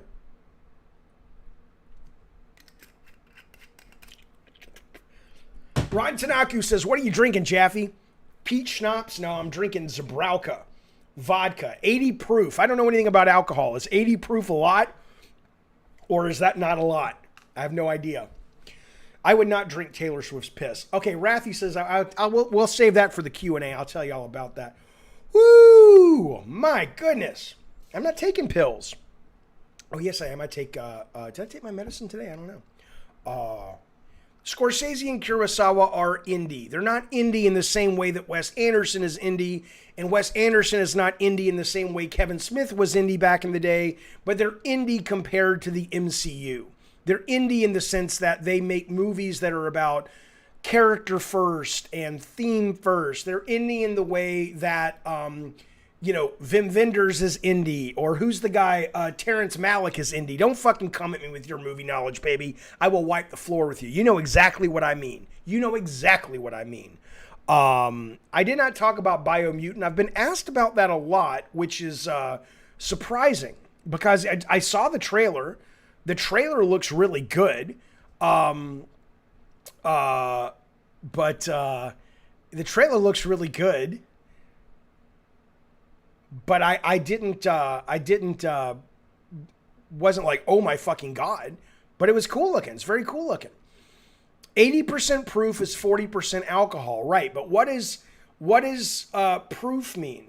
Yeah, there's grass in here. I mean, this is a weird fucking thing, baby. I don't know anything about it. So you telling me you can enjoy Avengers Endgame without any effects and show them behind green screens and you would still feel immersed? I didn't say that. I did not say that. Certain movies, like certain games, are built on the necessity to lean on those crutches. If you're going to try to tell a story that requires special effects, then, and you don't have the special effects, of course that's not going to work. Game Pass gets trashed a lot because of indie games, says Cal Links, which is bizarre. Thank you for the super chat. I understand that. Let's move on, though. We're never going to agree on this. But here's what we can agree on. There's interesting times in the EA world for two reasons. I will not be drinking on stream again. That's not a good idea. I just wanted to do it for fun today, but I'm not a big alcohol guy. It doesn't work well with me. EA acquires Super Mega Baseball developer. This is a pretty interesting story. And I know a lot of people who watch this stream are not into sports games. I appreciate that. I understand. But this particular game, Super Mega Baseball franchise, they've made 3 of them. I've played 1 and 2, and 1 and 2 are really fun. They are arcadey. They are simple to play. Nothing like the show, which has always been way too simulation for me. Okay. And so suddenly here comes EA coming in to buy this developer. Now, I'm just going to drop my theory, is what I think is happening here. I think when Sony renegotiated, and I could be wrong, I haven't read the contract, but I think when Sony renegotiated with the MLB, not the NBA, with the MLB, and said, look, man, we're going to take our business elsewhere if you don't do multi-platform because we're losing too much fucking money. And obviously, as we all know, Sony said, sure, we'll take that extra money that comes from Xbox and PC and Steam and whatnot. It sucks, but we'll take the money, right? I get it. But I wonder if part of that deal with EA wasn't also the brand now of MLB can be looked at in different ways. Like you can have an MLB mobile game, right? Well, maybe they've also negotiated in there that arcade sports like NFL Blitz and MLB The Hits and NBA Jam, maybe those end up looking very different contractually now. And EA goes out and says, we're going to take this and we're going to brand this with MLB. I think it would be I don't know if it would be a smart move. I don't know if enough people like baseball enough that they want an arcade baseball game. I do, but is that like a sliver of the MLB audience? Or is the MLB audience, not that it's small, but is it not massive because that game is too much of a sim for people? I don't know what the reason is, but otherwise, why would you buy this company? Why would you buy a company that only makes an arcade baseball game if you don't want to make an arcade baseball game? And Super Mega Baseball is really good and it's profitable, but it's not profitable in the way EA looks at it and says, holy cow, that thing's like Minecraft, that thing's like Among Us. It's not that kind of profitable. So the only thing I can think of is they're going to be able to brand this as an MLB title. I do want to come real back to Psychonauts real fast. Dead Riff says, as much as I love Double Fine, you've purchased and played all their games. They don't sell well due to quirkiness. It's sad. That's right. Which, again, is why Game Pass is a brilliant thing. And we're going to talk about Game Pass, not because I want to bring it up, but because our good friend Saltiest Gamer brought it up. And we need to talk about that. Bases Loaded was great. The whole point of Game Pass, suddenly people are you're going to be willing to try quirky. You know, you think I would have bought Outriders? No, but I played it and I really liked it. I wouldn't have bought, there's a bunch of games I wouldn't have tried Dirt 5, but I played it and I loved it. And, you know, to give PlayStation credit, even though they have a lot of old games, I had never played a Mud Runner game before. And there's a Mud Runner game on PlayStation Now. And so I downloaded it because I do subscribe per year to PlayStation Now. and I'm happy I do. It's not the world's best game, but it's not the world's best subservice, but it's good enough, and it's going to get better. So my point to that, though, is I think quirky games are going to be able to shine and find an audience on Game Pass and subscription services. NBA Street needs to come back, or EA Big. Yeah, I mean, again, I don't know unless it was sales. Alexa Bliss's bathwater. I don't know if I drink that. I don't know why the arcade sports games went away. I can only think it's because they weren't making enough money. But you're absolutely right, man. You go back and you think about EA Big, you think about SSX, NBA Jam, NFL Blitz, NHL Hits, Slugfest. I mean, it's like, why did people stop playing arcade sports games? I don't know. It wasn't as if the arcade sports game group was, siphoning off from the sim group, because they were still making Madden. They were still making whatever Visual Concepts made, the 2K football game. And Blitz could still be a thing. So I don't know. I'm not entirely sure what's going on with that. All right, well, there you go. That's your EA story. The other EA story that just really fascinates me. Gnome Wizard, we can talk about all that after. I'll get to a QA thing, and you can ask me all about drinking bathwater. Fine. The other thing that fascinates me is this tweet from Game Industry. They interviewed I guess he's the head of the company, a guy named Valon Studios, Guha Bala, and he is either the head of the company or the designer of Knockout City, which, if you don't know Knockout City, it's launching very soon. It's going to be launching on Game Pass, as well as, I don't know if it's free on PlayStation. It might be. I don't know. But I know it's Game Pass day one. Even though it's EA Play, not all EA Play is day one. This is going to be day one. But the point is, this is the game. It's like dodgeball, Fortnite, throwing the balls, catching the balls. You can roll your own self up into a ball and throw your partners and stuff. It's got some interesting, fun ideas. I played the beta, though, didn't really care for it. But the point is, this fascinates me. He says, Knockout City started as 18 months of prototyping, throwing and catching, because there aren't many games about that. There's a lot of good reasons. It turns out it's a really hard problem to solve. Now, I believe that. I 100% believe that that's a challenging thing to make work over the internet. We were doing a game with Forces of Water and Air before we canceled it at Bartlett Jones, and having that consistent tracking of a consistent piece of data that you can't just fire and forget and let it calculate locally. You have to constantly be checking for data. Is a real pain in the ass. Well, what's interesting to me about this is 18 months, and they ended up making this game. I mean, what I thought of when I saw this game and I played the beta a couple of weeks ago. Yes, Eddie, you're absolutely right. Eddie says it looks like the next Rocket Arena. Rocket Arena was an EA game. You can still play it on EA Pass. You can buy it.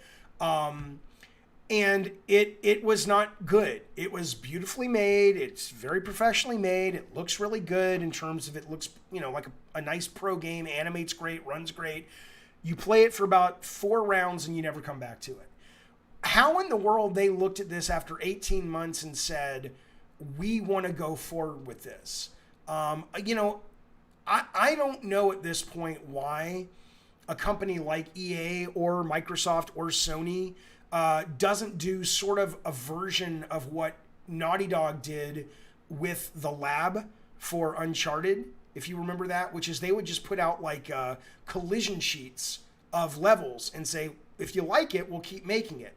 I mean, every month you could have one of these companies putting out prototypes and determine which one of these is worth moving forward with. But this, I mean, maybe I'm wrong. Maybe you guys played it and you loved it. But I thought it was really well made. I'm not like shitting on it. It was just very bland and benign. You're saying Rocket League bombed in reviews. No, it didn't. You're saying I think what you mean is Rocket Arena bombed in reviews. They're two very different games. Rocket League, we all know, has gone on to fame and fortune, and I could be wrong. Hey Siri, what's the Metacritic for Rocket League? Okay, I found this on the web for what's the Metacritic for Rocket League. All right, the Metacritic for Rocket League right now is 93%. And on Top Critic average, it's 87%. I think you mean Rocket Arena. Spirit, you played this, you got to level 14. So I guess you liked it then, right? Max Blaze says, companies are extremely disgustingly out of touch. I say smaller teams are better. Did you see the guy with the Batman prototype? I did. I did see it, and it was cool, but companies are not out of touch. You know who's out of touch? You know who's out of touch, my good friends? The hardcore gamers out of touch. Here's how I know. Call of Duty Mobile has 500 million downloads. They've made $1 billion since this game launched, okay? Big Bad Evil Bobby Kotick comes out today and says, Call of Duty Mobile is the template that Activision is applying to all of our proven franchises, okay? So you can say the companies are disgustingly out of touch, but the truth of the matter is that they are just out of touch with hardcore gamers. And again, as I always say, if you really want the hardcore games, not a problem, pal. That's what the indie space is going to be more and more for. But to act like the companies are out of touch, are you nuts? If I don't like Bobby Kotick as far as I can fucking throw him. But if my company was making $1 billion off a fucking mobile game, you goddamn right. You goddamn right. I would keep getting that golden goose laying eggs. So Sweetness says, good Lord, he's going to kill the good ones. He's not. He's not doing shit. He's reacting. He's reacting to the audience. That's all he's doing. If the audience came in and said, dude, we all only want to play, we want a remake of Mother from Nintendo, and we only want to play Demon Souls, and we only want to play weird fucking obscure hardcore shit from Japan studios. We want Gravity Rushes till the cows come home. He would do this. He would do this. Bobby did say mobile. Call of Duty Mobile, it's right here on your screen, is the template Activision is applying to proven franchises. It's right there. It's right there. Don't tell me he didn't say it. I'm reading you the goddamn headline.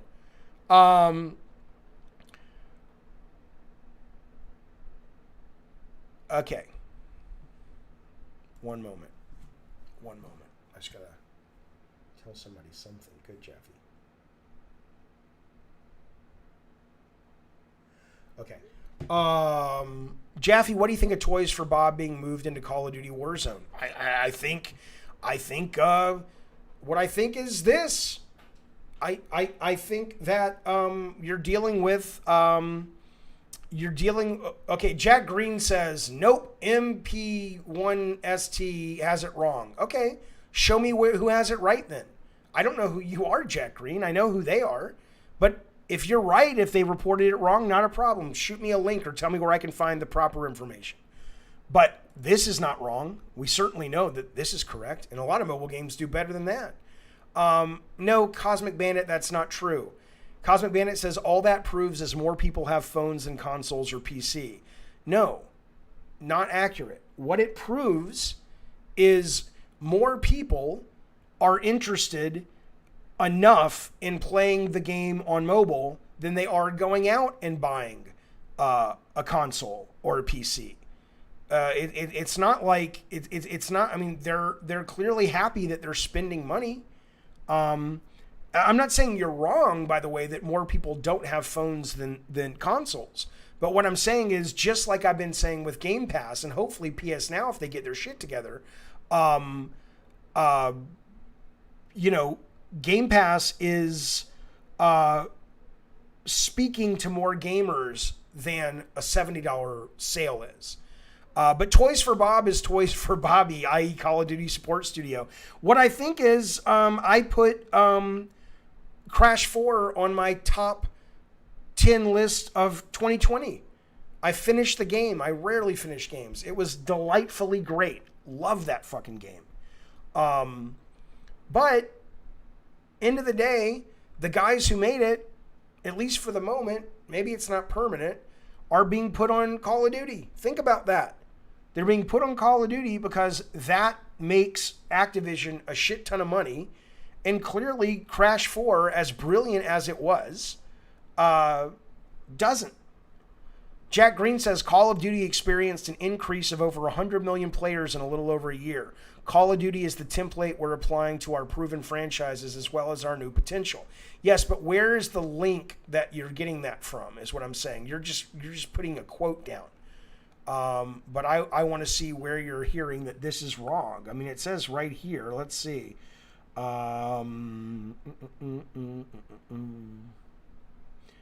Okay, he's saying with free-to-play entry points across mobile, PC, and console, Call of Duty experienced over 100 million.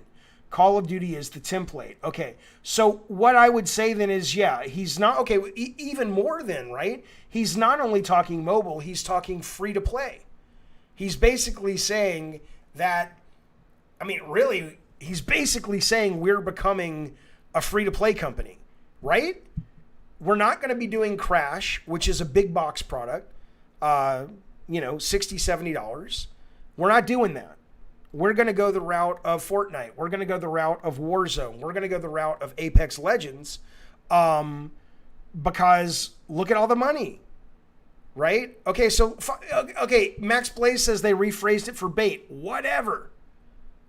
Just replace this. Call of Duty free to play. But you're right. I appreciate you pointing out that this doesn't match with this. But what it is still saying is the free-to-play model is where they're getting their ducats from, and they are going to continue down that road, and why wouldn't they?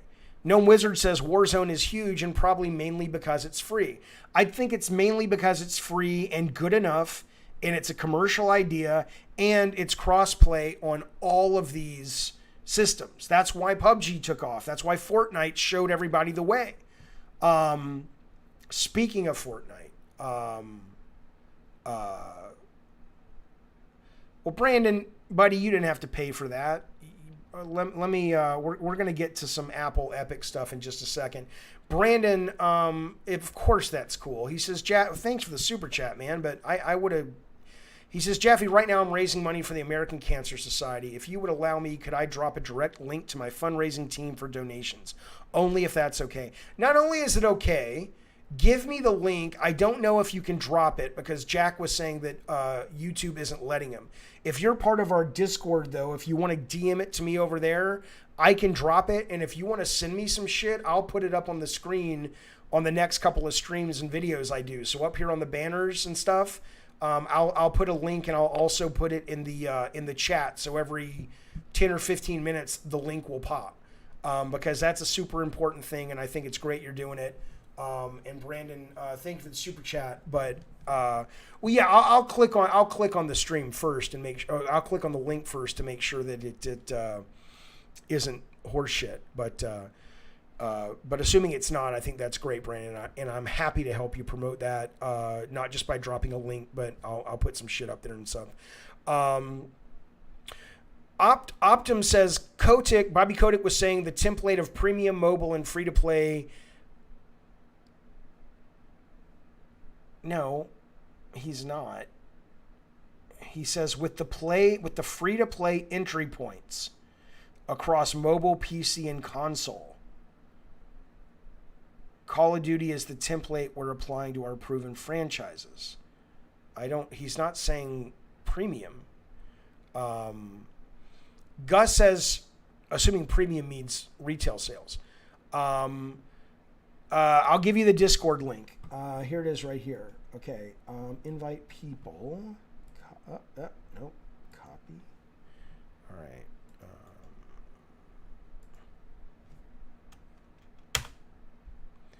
Yeah, all their money isn't free to play. I mean, that's the goddamn truth. Okay. 1 second. I need to do two things, and then we're going to move on to Epic and Apple. Let me just check one thing real fast. Okay.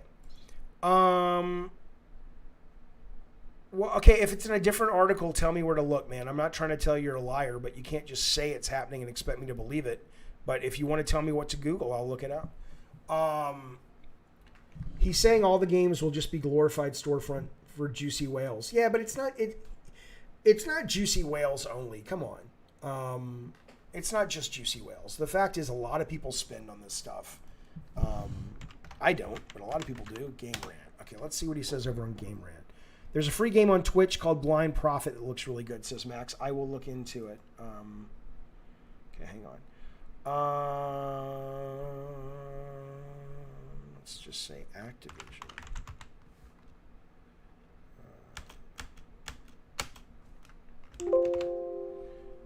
Game Rant.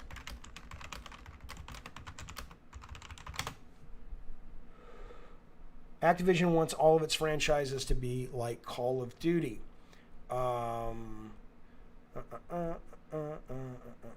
Okay. Activision highlighted how Call of Duty series has multiple entry points, premium, mobile, free-to-play, and how it believes this is what has bolstered the series' success. As such, this is the template it wants to use with other titles. Kotick even added it will attempt to grow its audiences upwards to 1 billion players. Okay, let's see the quote. Where did it go? In fact, there are already examples of this. Crash Bandicoot on the Run mobile game. They said free-to-play, but managed to generate $700,000 in the first week. Call of Duty's success could affect Overwatch 2's development. For the time being, however, it arguably feels as if Activision is completely preoccupied with Call of Duty. Toys for Bob moved on to Warzone. Okay. So the only thing, it's not a quote. The other one was a quote, and nothing in the quote said this. But yeah, if they were on the call, what I will tell you, sir, is I will find out. I will look at the call, or I will look at the transcript from the call, and I will let you guys know on the next stream. Because the quote doesn't say this, but the reporting says this. So I'm curious which one is correct. But ultimately, though, I think really we can all agree that it's just Activision getting to be a bit more in the free-to-play space because they see where the bread is buttered, and why would they not want to eat more of it as long as gamers keep telling them, we love what you guys are doing. Okay, so I need to see. Here's what we're going to do. Let me get some super chats real quick. I want to make sure I get those, which I appreciate, fellas. JSaw says, Jaffe, love your games. Didn't I read that? But we both know God of War 1 was missing a golf cart ride section. Fuck you. Go fuck yourself, you crazy son of a bitch. You son of a bitch. Thank you, sir. Thank you, JSauce. So what I'm trying to figure out, guys, is...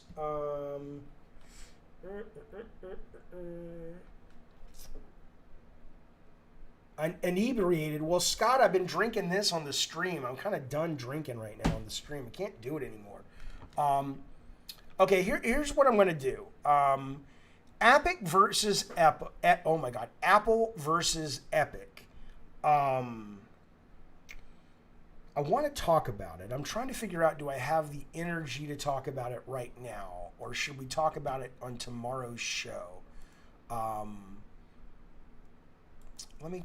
looking at all the news. Here's a super chat. Thank you, buddy. Jarvie Rock says, people are mad RE Village is 10 hours. The RE games are replayable. I think price only matters on how replayable a game is, not how long it is. I mean, Jarvie, thanks for the super chat, buddy. I don't know anymore. I just don't. One of the hardest things is gamers have such. It's like, I don't know who to believe, right? If you're a gamer, like, John Garvin was on the stream the other night, and it's like, if you're a gamer and you don't have a lot of money or you're a kid, long games are great. If you're an adult and you're very busy and have a lot of things to do, but you still love gaming, long games are kind of a pain in the ass for a lot of us, right? So I don't know if there's a right answer to it. I think price, if somebody came to me and said, pay $60 for a 5-hour amazing game that is just one of the best games you've ever played, or pay $60 for the new Assassin's Creed, I would go with the former because, length, like Eddie says, it's not always indicative of quality. But I also know that other people play games for different reasons. Gus, I agree with you. Gus says 50 hours games just get boring. Most of them do. Most of them absolutely do. Sod says 10 hours is good enough for an RE game. There aren't any 30 to 40 hour Resident Evil games, unless you play them like I do, which you suck. Talk about Candace. Who's Candace? Who is Candace, Vaughn? Vaughn wants me to talk about Candace. I'd be happy to if I knew who the fuck she was. All right, here's what we're gonna do. We are going to talk about Epic, but here's what I need to do. I need to take a very brief break because I need to see what the fuck my dog wants. There is an off chance he has to shit, which will delay us for about 10 minutes. There's a good chance he doesn't have to shit because he never goes out this early. And in that, I will be back in 3 minutes because I'm just going to get a Diet Coke, some water, and I'm coming right back to the mic, okay? So I'm going to put this screen up. I'm going to put this screen up on the off chance that the dog does have to poo, but I don't think he does. And I will be back anywhere from 3 minutes to 10 minutes. And on the other side of this break, we are going to talk about the Epic Apple Store debate. Hang on. And we will also touch on, maybe we might touch on Nintendo's new announcement from today, Game Builder Garage, and The Witcher 3 director resigning. So we'll have to check that out. But when I come back in about a couple of minutes, I'll be back in a Jaffe, that's right. We will jump to the Epic story. All right, I'll see you guys real soon.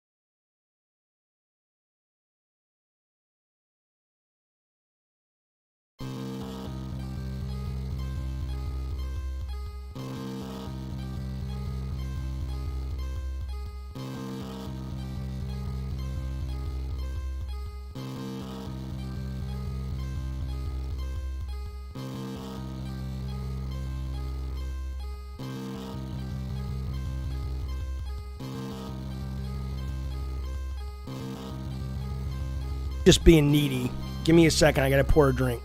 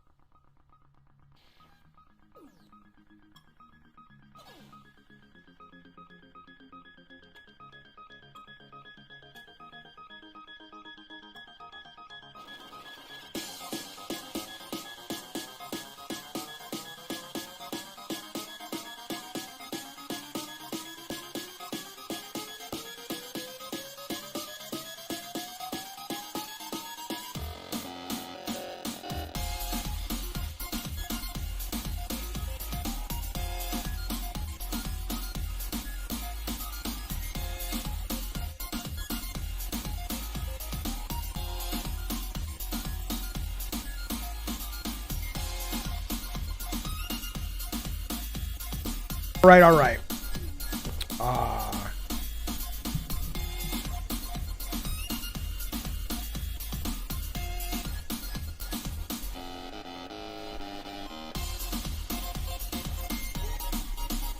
Okay, Jaffe's here, Salvador. Hang on, pal.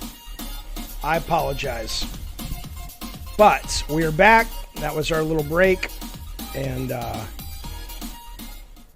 we are back. We are now going to jump into... Oh, Ace, no. Fucking dog. I really am getting to be annoyed with that animal. I have to tell you guys. He's getting on my last fucking nerve. There we go. All right, fellas, welcome back. We are going to talk a little bit more about the world of the games. We're going to jump in. We're going to start talking about, Donald, I will answer that in a second. We're going to talk about the Black Superman if people are interested. I've gotten that question a couple of times. First, let's talk a little bit about the Epic stuff and how it relates to a number of things, including something that my buddy, Saltiest Gamer, shot me recently about. But look, you don't need me to tell you the news. It's all over the place, but I'll give you the high concept first. I'm always nice to A6. The problem with the animal is he's gotten needy during the pandemic, and when anybody doesn't give him any you're not an eyesight of him, he loses his shit. It's like, look, settle the fuck down. But anyway, so what's interesting about this is, so Apple was sued by Epic.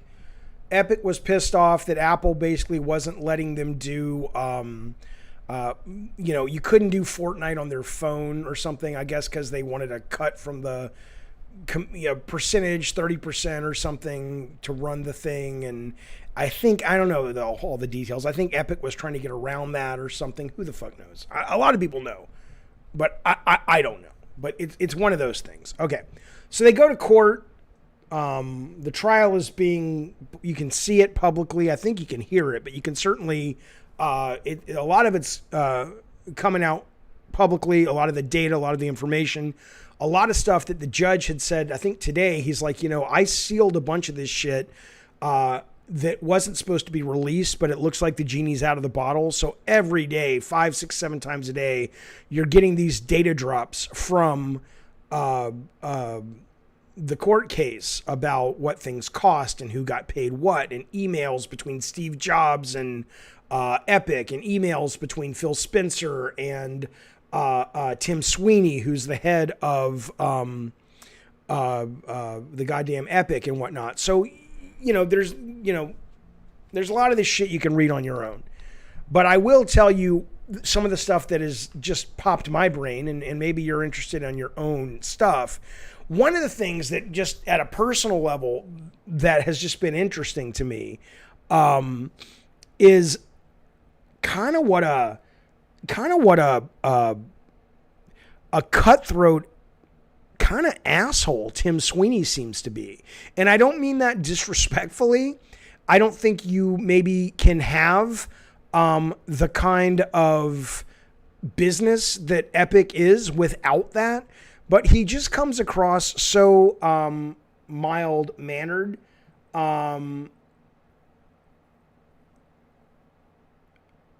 That when you actually see this side of him that we see in these court documents, and I'll just read you a little bit of it, it's just like, what, even though you shouldn't be surprised, it's still like, gosh, really? Sony, he's talking about Sony not wanting to do crossplay, and he was debating back and forth in an email with Sony executive Phil Rosenberg concerning Sony's stance on crossplay. He says, Sony's put both of our companies in an untenable position, adversarial to our customers, says Tim Sweeney. Many Fortnite players are kids, and their friendships are being torn apart by Sony's segregation of players on competing platforms. Frankly, we do not believe Sony's position is even legal. I don't know about that.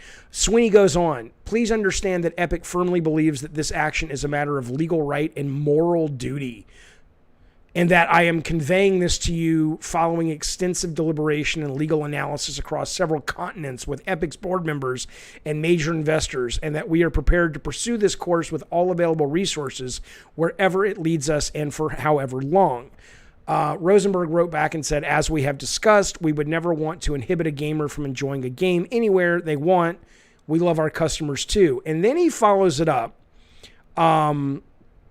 In processing the tone and thoughts in these emails, says Sweeney, please understand that Epic much prefers, and we assume Sony prefers, to have the frankest possible policy discussion in private now rather than have to sort any sort of public conflict later. And it's just like, you know what, Tim Sweeney, fuck off, okay? You know, I'm glad that Fortnite is crossplay. I'm glad that a lot of people get to play it, but fuck off, all right? Sony doesn't owe you Fortnite on their fucking platform. I mean, unless Sony is breaking the law, but it's just he just comes off as a real dick. And not only a real dick, but kind of like, you know, it's one game. I understand Fortnite's a big fucking deal, but it ain't that big of a fucking deal that you know, I don't know. All this has made me lose a lot of respect that I had for the guy. He just seems like a real fucking dick. Okay. Now here's some other interesting stuff that has come out though. This was interesting too.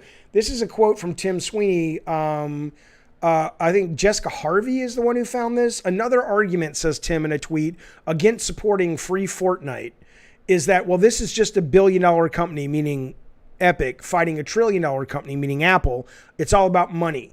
But the fight isn't over Epic wanting a special deal. It's about the basic freedoms of all consumers and developers. And how many times did I hear you guys come at me like, yeah, it's about gamer rights and Epic is the one that is, Epic's the one that's customer friendly and the other guys are anti-consumer. He gets like 3,000 likes for this and 208 retweets, blah, blah, blah. But then he goes on to say today in court, Epic's lawyer, says Nick Stat, asked Tim Sweeney, if Apple told you the deal would only be to you and no other developers, meaning just Epic, referencing a carve-out for lower App Store commission, would you have accepted the deal? Yes, I would have, said Sweeney. So it's just like, you know, I just think the biggest loser in this, although he may end up making the most money, Tim Sweeney just comes off as a dick. I don't like this guy anymore. He seemed like a nice kind of nerdy dude that just made good. I don't like him anymore. He's a dick. This was fascinating, though. This was absolutely fascinating. This was the chart. There's actually a spreadsheet of this that you can see on Google Docs, but I can't find it anymore. And I wanted that one for the stream so we could do a little bit more comparison shopping. But this basically tells you, as they were trying to get the Epic Game Store off the ground, every week almost, they were dropping free games. And the idea was, would the free games, the hope was the free games would convert people to be members of the Epic Game Store and ultimately purchasers of the Epic Game Store. So what you see here is really fascinating. You have the game, let's just take Subnautica. You have how much they paid the developer or the publisher in a lump sum. Entitlements, I guess, is how many people have downloaded the game. New Epic accounts is self-explanatory. Epic user acquisition cost is basically, I think they take the buyout price and they divide it by maybe how many people downloaded it or something like that. I'm not sure. And then the percentage of people who joined Epic is over here. So the most expensive thing they paid for was Subnautica. No, the second most expensive was Subnautica. The most expensive was Batman Arkham, 1.5 million. And then you have Subnautica for 1.4 million. And then I think they also paid $1 million for Mutant Year Zero. Don't ask me why they paid $1 million for that fucking thing. And yeah, it is very interesting regarding Game Pass, in that, you know, people are like, well, how does Game Pass make money and how do developers make money? And it's like, this is how. You know, if in the case of Subnautica, you've already made a shit ton of money. I don't know, and 1.4 is just kind of icing on the cake. My understanding is a lot of these devs could have made a lot more money. They just didn't ask for it. But what's weird is I don't know if any of these were exclusive launch titles. Like, all of these are old. So unlike Game Pass that launches stuff day one new, I have to imagine those deals are substantially bigger. But if you're curious about this, I'm putting this in the links right now, or I'm putting this in the chat, because it is interesting reading for sure. If this kind of stuff, oh, that's too long of a link. Just search it up. Sorry, fellas. It breaks the character limit. It is very interesting reading, though, for sure. Are you going to talk about the Returnal patch? I'll talk about it in a minute. Yeah, I mean, we kind of already touched on it. This was fascinating, though. So, over the course of a year, actually a little more than a year and a half, the average monthly Fortnite gross revenue per platform was revealed in this court case. So I get now why certainly Tim Sweeney felt he had a pot to piss in, given that Sony, according to this, if I'm reading it right, on average, we're making $150 million a month, which is obviously $1 billion, over $1 billion a year just off Fortnite. Is that right?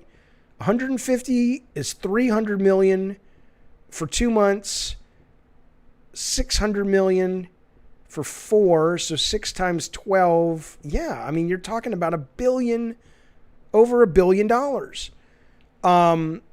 And Xbox as well got over $1 billion that the Fortnite revenue. Now, actually, that's wrong, though. It's average monthly Fortnite gross revenue. That's not what they paid to Sony. That's what Epic made, I guess. Or that was how much they made, and then people got cuts of it. Okay, I was wrong about that. But still, though, all of you guys out there that are acting like these companies are out of touch with gamers, no, they're not. Look at this. 1 month this game brought in, and this was a long time after it was launched. Total, I'd say they bring in about a little over $3 billion a month in this 18-month period. $3 billion a month on a game that had to cost, what? I don't know not a lot. Not a lot. Why are you saying 1.7, Sumo? If you add these up, it's not 1.7 billion, is it? Because 82 million times 12 is over $1 billion. And then 40 and 27 and 23 and 2.4, if you add all those up times 12, it's right at $1 billion. So it's around 3 billion, right? I'm not great at math, but I think that's what it is. So anyway, kind of amazing. Kind of staggering. All this is fascinating shit. And then the other thing that was interesting, though, is so Saltiest Gamer reached out to me, and he said that, hang on. He said, oh, well, in this court case, because we're always talking about Game Pass on here and how much I like it and how much a lot of people are like, oh, it sucks, fuck you. But he's talking about how in the court case, this reporter from Verge, I think, Tom Warren was there, and he was quoting, he was saying Game Pass isn't profitable. And that really wasn't quoted. What was quoted was Xbox hardware had never been profitable. But then they would go on and they were making their money on subscription services, and they were making their money on online services and the actual money for games. So I don't really know where Saltiest is getting this idea that he's saying that Game Pass isn't profitable. But it does go back to the bigger point. That says why, and we're not going to get into it on this stream because we've talked it to death. But why in the world, again, it's just like, why do they care so much if it's sustainable, if it's profitable? So this guy writes me and says, David, if it's not sustainable, this is Mr. J, 2 things will happen. Most likely it will come to an end. The price will increase drastically to stop the loss. Yeah. So what? What the problem is, fellas, it's so clear to me that this is just fanboy tribalism. How many times, like, you know, do you wait and not buy a ticket to the latest blockbuster movie until you check the budget to make sure that they're going to be able to make their money back? What other product in your life that gives you great value are you like, yes, I know it's great value, but it may not be sustainable? What do you care? What do I care if Marvel releases a movie that loses money? If it's a good fucking movie and I get, you know, value for my fucking ticket, it's not my goddamn business if the fucking thing goes out of business. That's different. Shadow says, I just don't like most of the games on Game Pass. That's fine. I respect that, but just say that, as you just did, sir. But yeah, the Epic case is crazy. I'm going to save that. I'm going to save that until tomorrow. What we will do now, though, is let's just get some whatever you guys want to talk about just for a little bit. Yeah, Novodamus says you'd think Novodamus is a fucking lawyer, right? So tell me if I'm missing anything. But yeah, Novodamus says they act like these people are on the goddamn board and making money or own stock or something. Right. Pure Flake says it too. Pure Flak Monkey says, who cares how much money the companies makes unless you own stock? If games are going to be $70 from now on, how do they give them away and make money? I don't care. First off, they're not going to be $70 from now on. But here's how they give them away and make money. All of those on the list had already made money previously, right? But if you look at, for example, Outriders, whatever. Or if you look at Psychonauts 2, which may be coming out any day, you know, Square Enix clearly was happy enough with the deal that was made to them by Microsoft that they said, yeah, fellas, put it on your goddamn streaming service or your subscription service. Who gives a shit? I'm not going to say I don't understand it anymore. No one has been able to explain it to me. And there's a point where you just have to call a spade a spade. And the spade of the spade is, it's tribalism. And a lot of people who are saying this just don't like Game Pass because either they think it's going to take away their ownership of games. And that's fine. I respect that, but just say that. Or they don't like Microsoft. They want Sony to win. I think that's dumb, but I respect that. Go ahead and say that. But to act like you care that it's not sustainable, the only way I'm going to believe that is if you show me anything in your online history that you can point to that paints you as a consistent, persistent defender of corporation sustainability whenever they launch a product. I don't understand. I don't understand that. Oh, really? One of the jurors in the Epic versus Apple case had a Fortnite t-shirt. I have a really hard time believing they have not dismissed that guy. That doesn't make any goddamn sense. Maybe if they're arguing in favor, it's because they want more from whatever they're a fanboy of.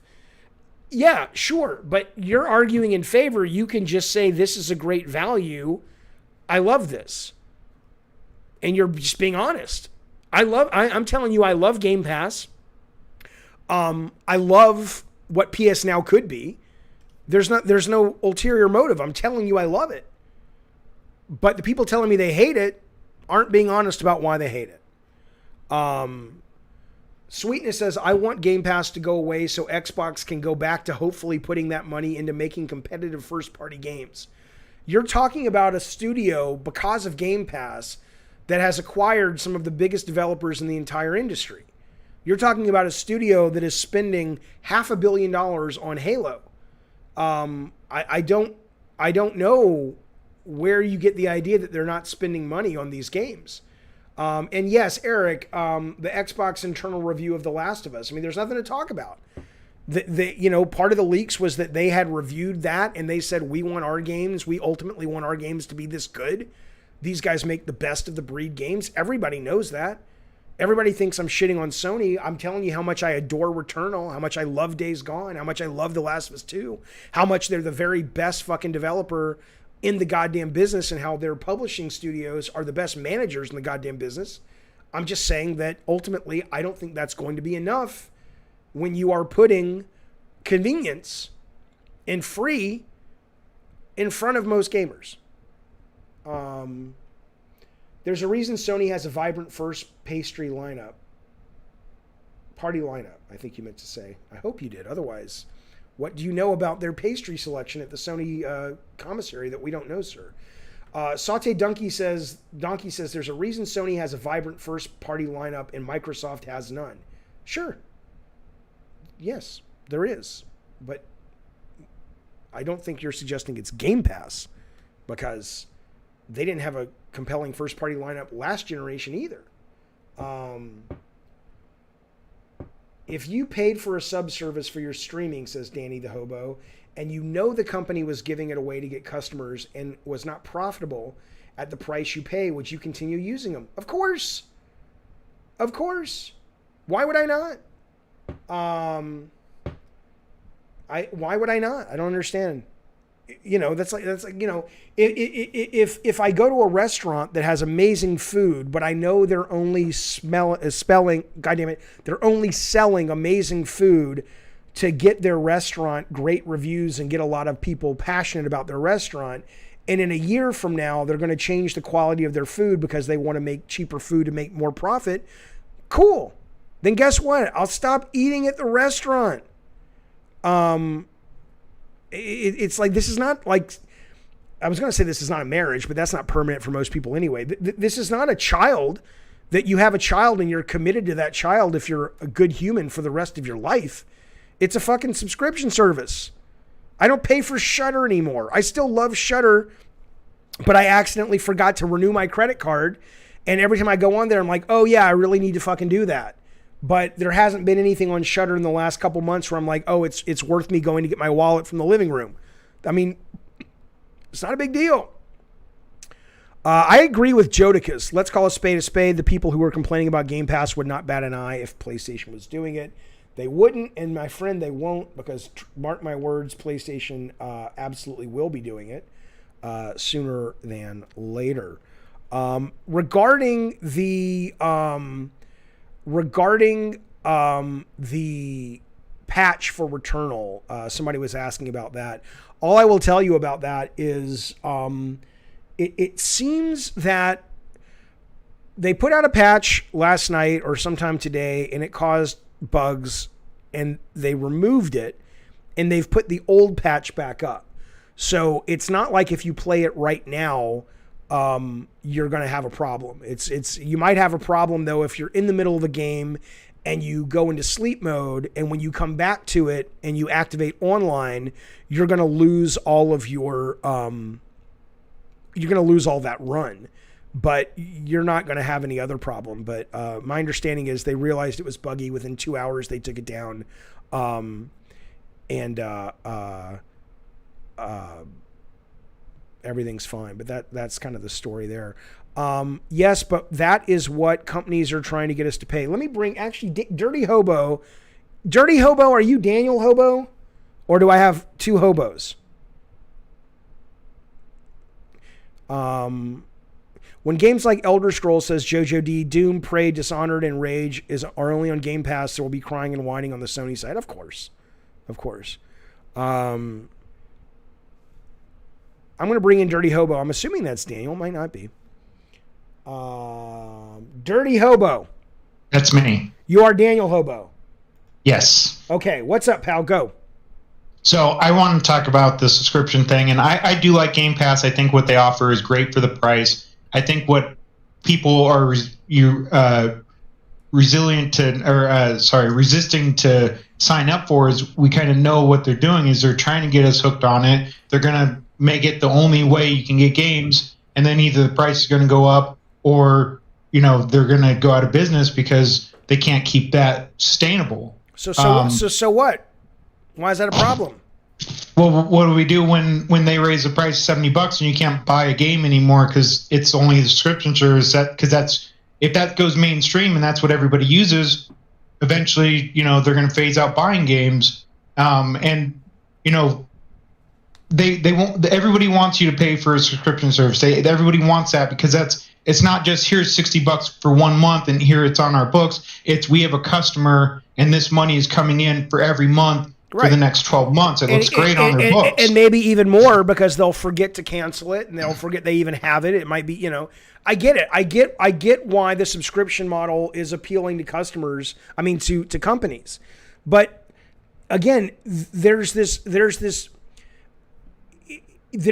perception amongst gamers, or at least the argument indicates there's a perception amongst gamers when they have this argument that these services are not operating in the free market.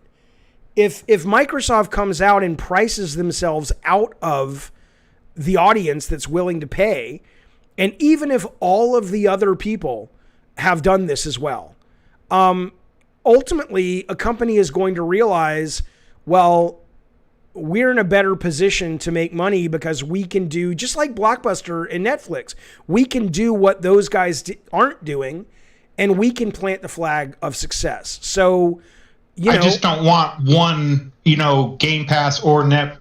I want to be able to continue to have options, with Blockbuster being down now where you want to rent a movie, it's Netflix or Google Play if you want to buy it, rent it that way. You can rent to Amazon. But, if Game Pass is the only option. But why would Game Pass... Why would Game Pass be the only option? You think Nintendo and Sony are going to put their games on Game Pass? I think they could have the price low enough that they could have the best price, and Nintendo and PlayStation wouldn't be able to compete with their low price for long enough that they could withstand it, and then eventually the others would give up. Sure, but they'd probably get bought by people who could sustain it. You'd probably have Google come in and buy Sony or PlayStation. You'd have Amazon come in and buy Nintendo or whatever. I mean, unless there's something illegal going on, I've never seen a business be incredibly successful and there aren't other people that come in. You look at like Uber is something like I use that a lot. I use Lyft, Uber, but I know it's not going to be sustainable with the new laws that are going in place for the employees to be an actual employee and not just, a contractor. But, I'm looking at ahead like, okay, what's going to happen in 6 months? Am I going to be able to use Uber? Am I going to have to plan for something else? Do I need to buy another car, to make up for this? That's what I'm kind of looking at with the Game Pass. Like, if we all signed on to this and this is what it is in the future, we're kind of locked into it. Just like when Windows was trying to get everybody on their subscription software, and that's what they're doing with Office now. You can't buy it. You got to have a monthly payment, and I don't think people like doing that. If it's my computer, I have the software. I want to be able to use it when I want. I don't have to. I know, but then don't buy Windows. Go be Apple. You have those two options. Or use Google Docs. Use Google's free. Google Calendar. Yeah, I don't know how to use Apple very well. I could probably figure it out. I don't know how to use Linux at all. What about so Windows is my only option. No, it's not your only option. What is it that you're not subscribing to Windows? You're talking about. But that's what they want. No, they don't. They tried to set everybody up on a subscription Windows plan. They don't want people to buy it. That's not true. Yes. It's not true. Between Windows XP and Windows Vista, they had a Windows subscription plan that you could buy per month. But if you're talking, I'm talking about the internet browser.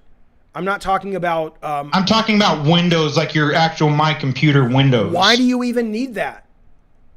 Because you have to buy that now. It's a software that you buy, but they're trying to make it where you have to subscription buy it. When you buy a computer, doesn't it come... If you buy a PC, doesn't it come pre-installed with Windows? No. If you buy a pre-built PC from Best Buy, yes, they put it on there, but that's in the price of you buy it. If you build your own PC, you buy a hard drive. Okay, it doesn't come with Windows on there.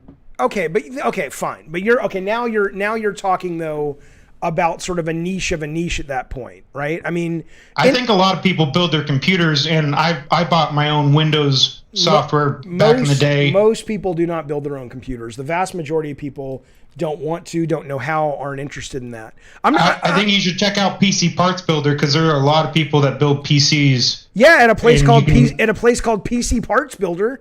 That's like going to a porn convention and saying, "Wow, there's a lot of porn people here." It's like, yeah, it's a porn convention.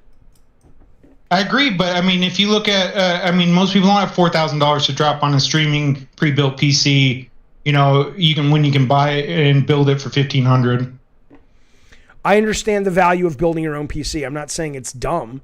I'm just saying that that's not where most people get it from. But the bigger point, though, when you were talking about Office, is what I thought, because those are subscription. Those I agree with you on. But my bigger point, though, is that there are alternatives. Google comes up and says, "Oh, you don't want to subscribe to Windows? Not a problem." It's all. But they're not equal. Yeah, I mean, Google Docs is not equal to Microsoft Excel. You cannot use the same. If you use all the features of Excel, you can use Google, they're not the same. Google Docs, no, because Google Docs is a word processor. Google Sheets is a spreadsheet. Yes, but it's still not the same Excel. It can't do all the functions, all the tables and everything. The options are different. If you know how to use Excel, it doesn't have all the features in Excel built in. You can add them. Sure. I hear you. I mean, you're not. Yes. So, but is it fair to say though that you just kind of fear change? No, I don't. I think the streaming service is good. I don't want to lose my option to buy games, and I feel like everybody is trying to get you on a streaming service, and this is just like trying to get you the hook. But I'll go either way. And I hope in my generation I won't ever lose the option to buy games. I'm not really fearful of that, okay. But I could see that in future generations only having a pay per month way to get games. It'll only exist if the customers don't want it. The one thing I think we can both agree on is we have a history of a market will arise to serve a need, correct? Yeah. So if customers really are in the headspace you are, it may not be a big market, but just like the guys that were on the stream 2 weeks ago from Limited Run Games, they have a very good, thriving, growing business because there are people that want to own physical copies of their video games. And those people are being served. But I think that the majority of people simply don't care. What do you think about the guy, same subject kind of, but who spent $20,000 in Apple iTunes purchases and then he lost them because they banned his account? He didn't lose them. The court ruled in his favor.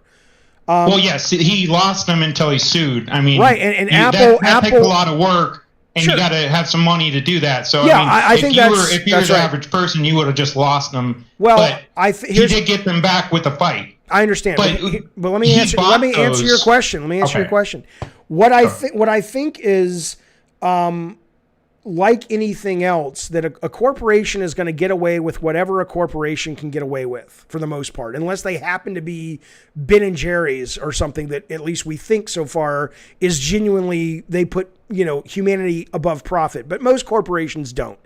And so ultimately though, I do think that there will come a point, and maybe this Apple case is the beginning. I was stunned to hear, although he's right, I was stunned to hear the Apple lawyer in that case literally say that people should not be buying movies and TV shows and music on Apple with the assumption that they will have them forever. I think ultimately people know that, who are kind of following this stuff. I think corporations are going to have to eventually address that in some way, because I think if that happens too frequently, too often, like right now it's an edge case, but if that starts to happen 4 or 5 times a year, the free market will work. People will stop. You heard Amazon did the same thing with a bunch of people's, content they bought, and then they lost the distributing rights, and now they can't watch them and stuff too. But I mean, that stuff you buy, and they're taking it away from us. Like, well, so no, that's not true. You didn't buy it. You bought the license to use it, as long as they said you could use it. Well, that's what they're saying we bought, but they're not. The movie. No, you didn't. When you buy a movie, you think you buy a movie, and now they're trying to say, "Oh no, you just bought a license." That's your fault. But I didn't know that when I bought it. I know that's because you're selling me a movie. That's your fault. Because, and I'm not being a dick. I'm saying it's your fault because you click through, as most humans do, including me, 70 pages of end user license agreement and terms of service, and you just said yes, accept, give me my content. And then it's my fault for not reading that, but it's their fault for having a predatory selling tactic. They could have listed that on there. Hey, you're not buying this, but you wouldn't. Because the way you've always bought a movie in the past. Yeah, but if they listed it and made it clear, you wouldn't have bought it. But it would have been nice to be upfront about it, so I would have known. That's not their job to be nice. I mean, it's their job to be honest about what they're selling you. No, it's not. Only within the law. Only within the confines of what legal determines. They have to tell you. Yeah, we're writing those laws as we process them because the digital market is not in the books. And we're also writing those laws because you've got these massive lobbyists who spend a lot of money to get people like Mitch McConnell in power and staying in power so they can get their fucking way. I'm not saying I don't think it's shit. It is shit. But I'm saying ultimately the only power customers have in this, unless people actually want to get educated and start voting in people that may not be as funny, good-looking, interesting, white, straight, Christian as Joe Biden, Barack Obama, Donald Trump, whatever.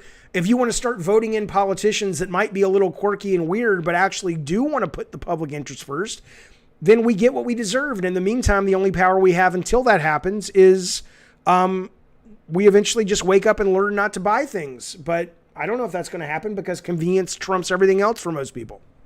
What do you think about Max Blaze? He said, it's mislabeled because it's a buy button, not a rent button. It's not mislabeled because you are buying the license. You're not renting the license. Trust me.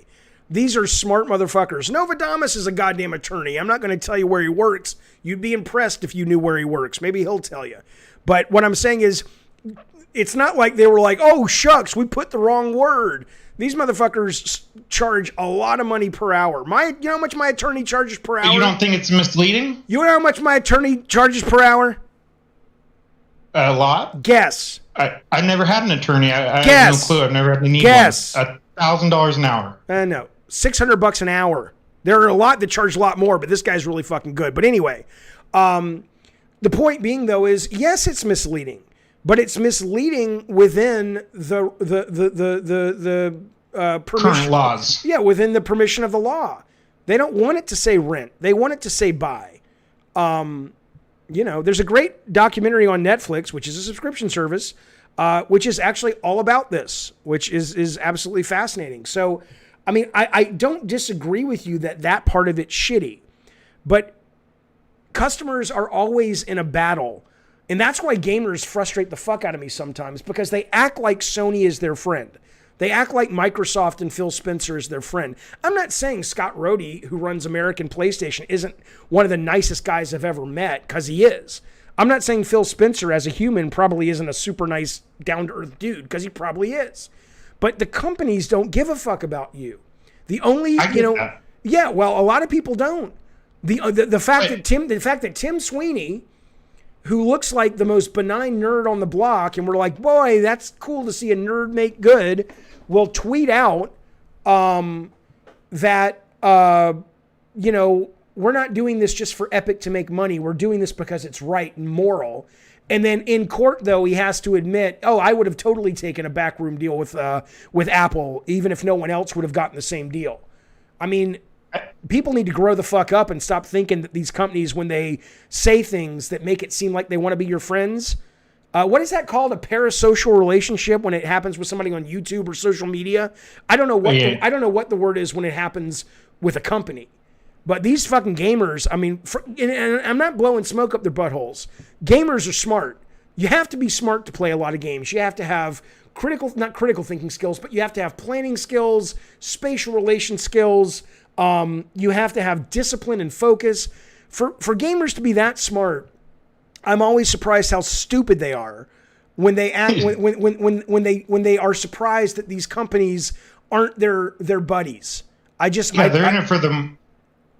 They're in it for money, and yeah, I agree with you. I don't understand the like their brother. Like, PlayStation's not your brother. Like, they're there to take your money. I really hope, like, Steam can never take my games away, like all my library. If Epic came in and said, "Hey, we're taking all those free games we gave you because Right.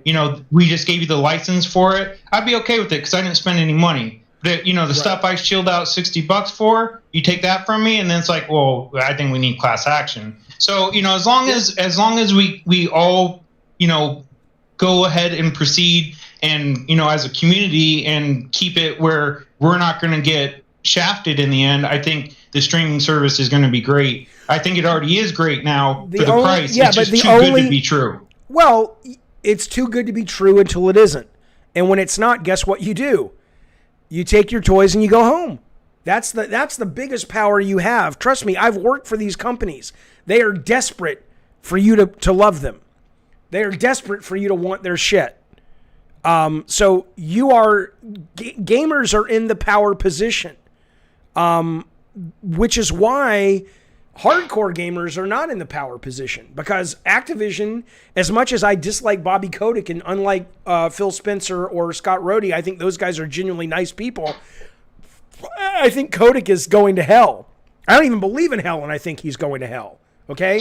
But these guys, they just, they don't really give a goddamn fuck. And the sooner gamers can realize that, I think the sooner they will be a little less angry at each other. Think about that. Think about the fact that gamers are mad at each other online all the time and shit talking each other. They should be shit talking these companies that are fucking lying to them, right? That's where we should, gamers should be like, if you really don't like this, if you really don't like all the microtransactions, then maybe your effort should be going towards mainstream gamers that are totally spending $1 billion, in the case of some companies, a quarter on microtransactions, and going, look, I know you're a casual gamer, but I want to show you why this is bad. Because, that's what gamers are doing, and companies are just responding. Hobo. You definitely see that change. I appreciate the time. Anytime, yeah, it was great talking to you. You have a great night. All right, you too, bud. Call back later. Bye. All right, there goes Hobo off into the night. DLN, I know you want some attention, buddy. I don't mind. Would you like to call in, sir? I'll talk to you live. We're kind of at the end of the news portion of the stream, so this is just Q&A and shoot the shit for a few minutes. So I will be entertaining trolls at this point for the next couple of minutes, unless they're so bad that Bukaki, thank you for being here. Rob the Mod, of course, thank you for being here, unless they ban you because you're stepping over the line. But yeah, I don't mind DLN5. I see what you're writing. It doesn't bother me, but if you actually, were what's the word? Not a man, but if you were actually if you had any fight in you, I think you would get on the Discord and actually call me. But I think what's happening now is you're shutting up, right? Because now you're being called out, and you don't have the courage, you don't have the guts, you don't have the mental acuity to actually get on the microphone and spar with me. And in that, you reveal yourself to the world, what you really are, which is a scared little child. And I'm not mad at you, sir. I feel bad for you. Everybody needs, and I'm not even joking with you, man. Everybody needs to feel powerful in their life.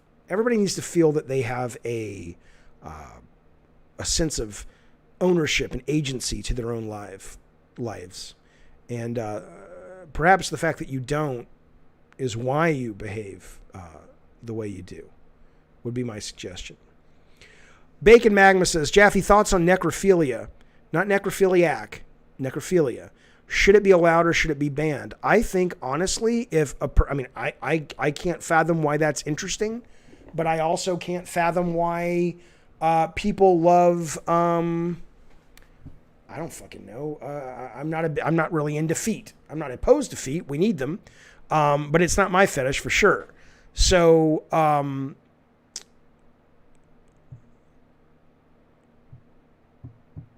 totally lost where I was going with that. I'm still a little drunk. What was I talking about? A fetish for, hang on.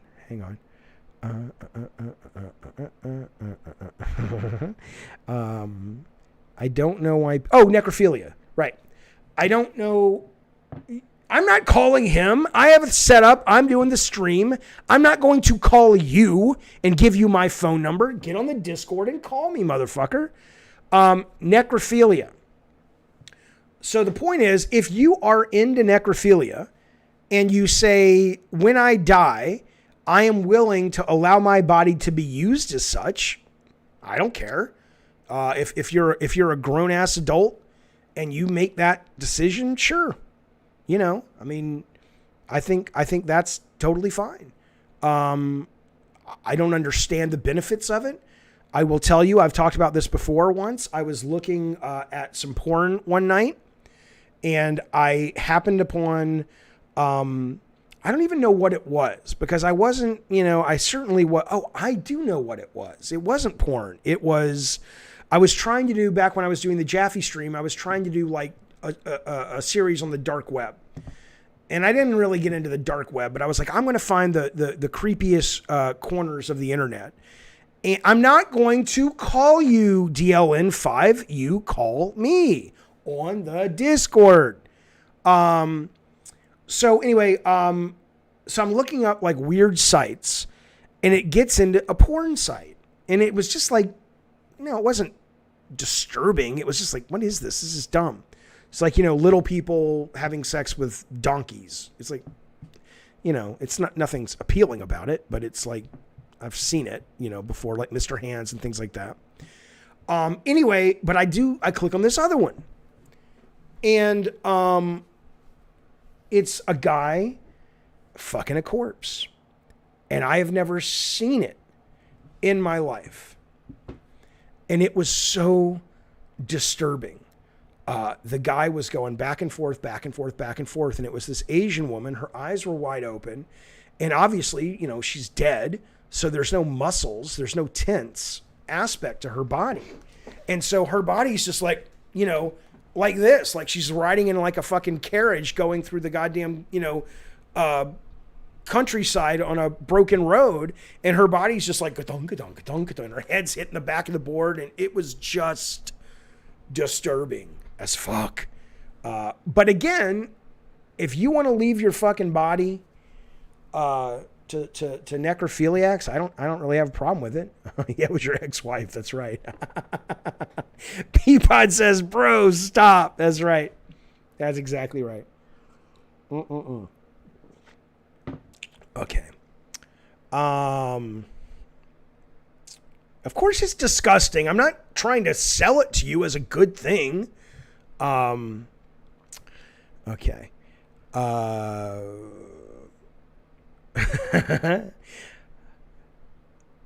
Okay, I'm reading the chat. Only an insane person would hire Jaffe. Baby, I just signed a deal with movie games in Poland to be a fucking consultant. What do you think about that? I remember I was on the phone with him or on Zoom with him. I says, guys, I think this is an interesting opportunity. But you know, I have a bit of a reputation, don't you? And they said, oh yeah, we don't care. Like, these are my kind of people. It's fine with me. I don't want to take up any sexual habits, says Dead Rift, where the end result is a hard-on at a funeral. Well, yeah, I don't even, it's not kink shaming, Scott. I'm saying if you are into fucking dead bodies and you, let's say it was your wife and your wife died and she left in the will that, you know, hey man, not a problem. You can fuck my corpse. I think it's gross. I think it's weird, but you know, I mean, it's consensual between two adults. Granted, one of them's dead, but she consented before she died. Let me tell you something. Let me fucking tell you something I do have a problem with, though. And a lot of people are like, coming out against this. Yeah, Sleepy Goblin said, we're counting on it, Jaffe. Maybe. You know, people are coming out right now against this Snow White refurbishing ride in Disneyland right now. I'll talk about Black Superman in a second. And they're saying, you know, this is a real problem because Snow White in the movie and then in the ride, which is like animatronic, she's lying on the slab and they have an animatronic Prince Charming leaning down and kissing her. And people are saying, well, that's not consensual. And a lot of people are acting like, oh, that's so stupid. That's just social justice warrior. I'm like, no, it's not. If you know, kids believe what you teach them. Kids are surrounded by culture that it affects them. And it's not a bad point, actually, that, you know, you're dealing with a child and they keep going on these rides and it's being normalized that there's a woman who's sleeping and you can just kiss her. And she doesn't even know you. I mean, it's not even acceptable if it's someone you know and you're dating. I mean, it's unless you've agreed to that sort of thing. But certainly she didn't know this guy. I don't know. I don't think it sends a good message. That's all I'm saying. I mean, I'm not saying Disneyland shouldn't be allowed. They should be allowed to do whatever the fuck they want to do. As a private company, do whatever the fuck you want to do. But yeah, you know, I don't push back on it. That's for goddamn sure. Citation needed for what, man? Imagine needing to consent to someone to save your life from a cursed Apple spell. Yeah, but the frequency of that is a lot lower than actually people being raped and fondled against their will. And the ride exists and the story exists in a world where that happens once is way too often, and it happens way more than once. Wasn't an unsolicited kiss the only way to wake her? Yeah, but see, that's the argument though, Sumo, of that's not a good faith argument about this particular situation. Because I understand. Of course, it's a fairy tale. Of course, it's the story. No one is arguing. Like, that's a good argument if you're saying a college-age adult or older doesn't understand the difference between a fairy tale and real life.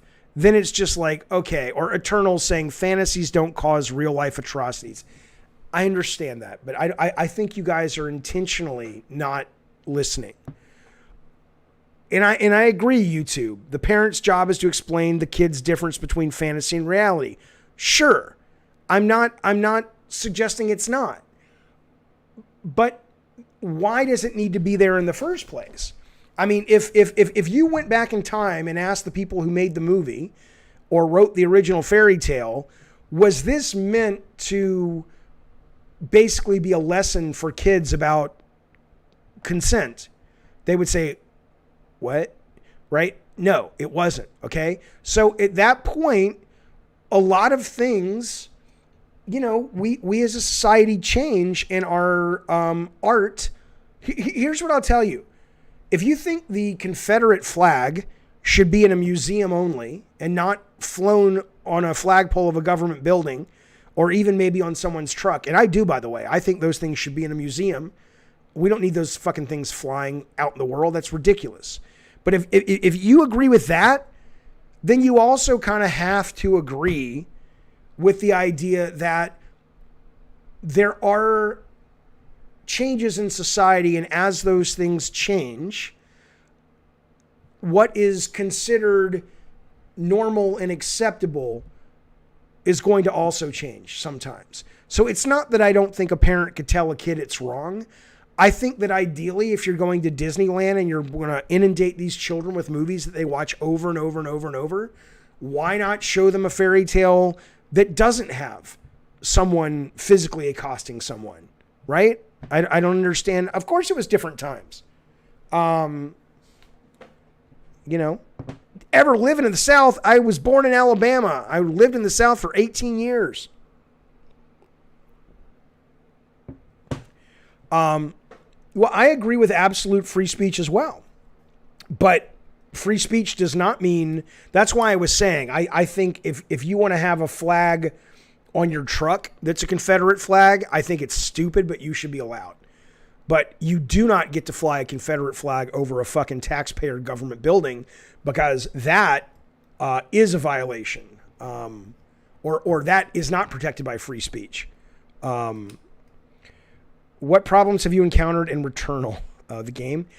I haven't had any sound glitching. I did have a moment last night where the game stuttered. It wasn't frame rate issues. It was literally like stuttering. So as I was rotating, I would get little hiccups, and that lasted for about 3 minutes intermittently, and then it just stopped. But other than that, other than it just being really fucking hard, the thing I hate the most gameplay about Returnal are those fucking bats, because they swarm at you, and if you're fighting 1v1 or 2, even maybe 3, you're able to sort of understand where they're all at, and you're able to dodge away.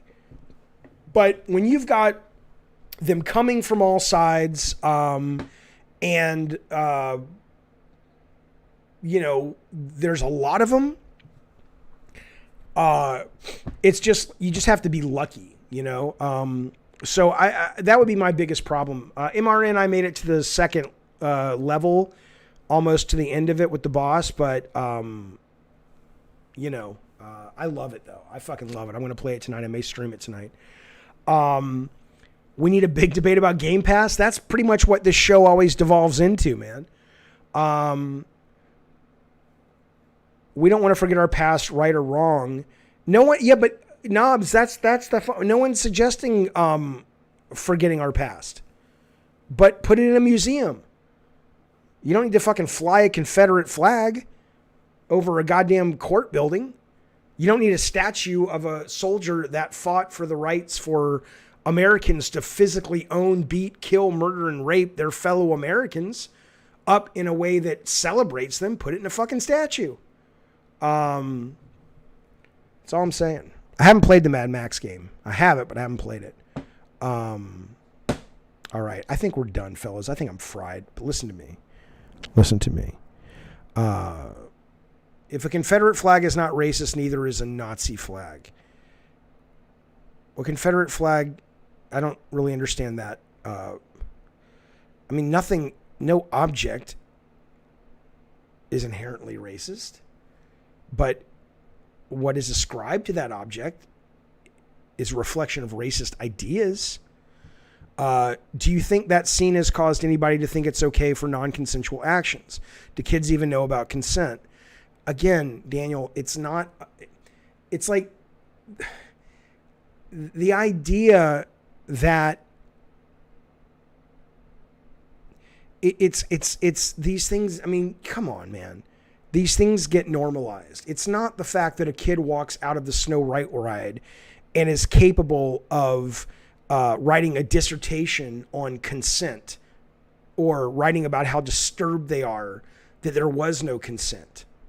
It's about the fact that the more it's normal, it's presented as a normal part of life, the more that will seep into the way they view the way men and women should behave with each other. It's the same reason, for example, it's marketing, right? It's the same reason you've got a lot of these dorks who go on one knee at the mall and like, will you marry me? And they try to make it all romantic and the woman says no. Because the guy's sitting there trying to live out a romantic comedy that he's seen his whole life. That's what girls like. Well, that's what girls like or people like in the movies. But in real life, if you do stuff like that and you don't, let's put it this way. If you're asking a woman to marry you and you're not 99% sure what the answer is going to be, you shouldn't be asking that woman to marry you. Okay? So that's kind of all I'm saying. That didn't happen to your generation. I don't know how old you are. What I can tell you is there's a whole goddamn group of fucking men from my generation and younger that clearly has a problem with consent, that clearly has a problem understanding when a woman is not interested. I don't mean the mall is romantic. I mean the whole one knee and all that stuff and doing it publicly and all that shit. Well, Peapod, that's just not true. It's, I can't speak to anyone else, but Peapod says being upset about the Snow White thing is about people living mundane, meaningless lives and feel they have to crusade against everything to feel important. I'm pretty good. I don't feel my life is mundane and I feel important. Fine. Thank you. I don't need, the Snow White ride to give me a fight. Trust me. I have my own fights. But I do value, let's put it this way, I do understand the power of message. I do understand the power of PR, the power of marketing. And when you inundate people, like Eddie says, 80s rom-coms that teach guys to always be persistent to win a girl over, right? That gets into the culture, right? I mean, it's important to change things, man. Last topic, then I'm going to go. But I sure have had fun talking to you guys. I appreciate you sticking around and keeping me company tonight. Yes, Troy Baker is not coming on tomorrow, though. Something came up. He will be on next Thursday at 10 a.m. I will be on Colin Moriarty's Sacred Symbols this coming Monday, which goes live for Patreon members for him on Tuesday. And then it goes live for everyone the week after on the YouTubes. And then I will have Colin on this show a couple of weeks after that. And we will speak on this show not about games so much as religion, philosophy, games media, why people don't like them in the media. We're going to get into that on this show. And I think we're going to stay focused on PlayStation on Sacred Symbols. Because obviously this is the show where we can go from talking about PlayStation and sales and Game Pass to then talking about fucking corpses. So, what I was going to say, Black Superman. I mean, great. Look, I think a Black Superman. Okay, there's two ways I view the Black Superman. One is just like whatever, who cares? I don't think there's any. He's been white because he's been white, but there's nothing conceptually about the guy that suggests Superman needs to be white. I mean, he's from Krypton, and even if he was only from Earth, we have black people on Earth. They probably have black people on Krypton, or at least they certainly have different colored people on Krypton. So what does it matter what color he is? So part of it's that I don't care. And part of it is I think you're going to get a really interesting story. Black Superman is new, but not. I know there are two Black Superman in the DC universe, but it is not. Gurn says do an obese Superman. You're talking about the multiverse, and you're not talking. Yeah, this movie they're saying is Clark Kent. This is not the Earth number 16 universe or whatever.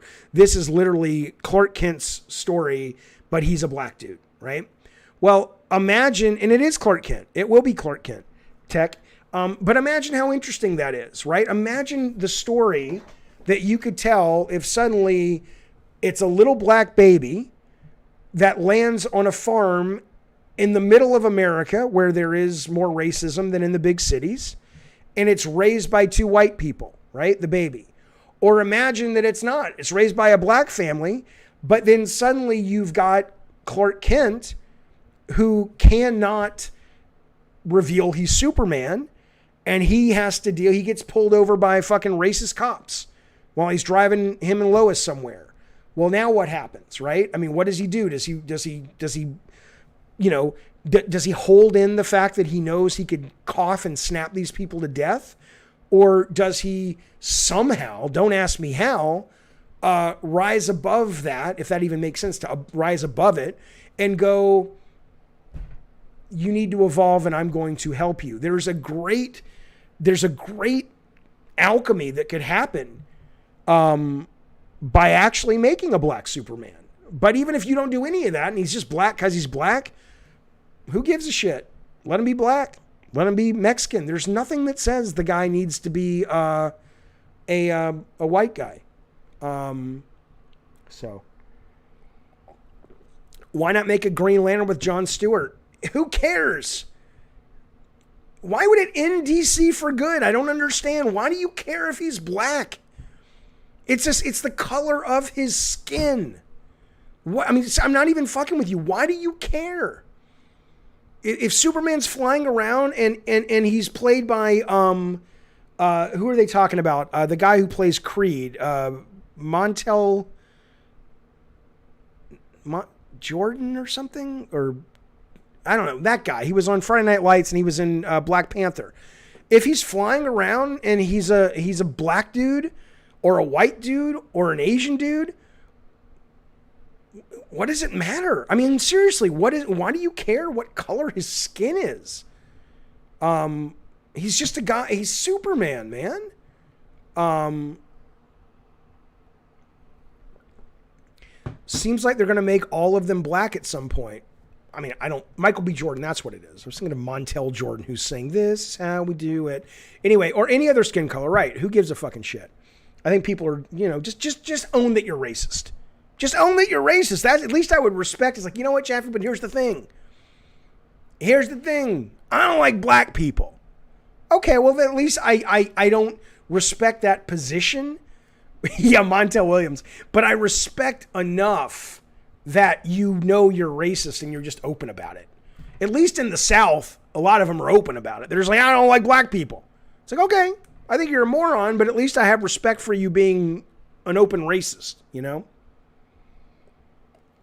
All right, fellas, that's it. I'm fried. The dog's got a shit. What fun. Thank you so much for hanging out with me and spending some time. Thank you for the super chats. Thank you for the subs. Thank you for the memberships. Thank you for the company. Rob the Mod, RPG, Bukkake Drive-By.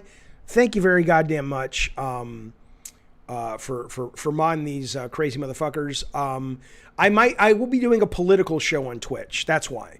Because I don't mind going political and weird at the end of these streams, but people come to the channel and come to the longer streams for game news and stuff. And in that, I don't want to start polluting the channel with things that people are like, why am I getting notifications for Jaffe talking about Donald Trump's new website and shit, right? That's why. I probably will be streaming Returnal tonight. Maybe I'll see some of you guys. If not, I'll see you soon.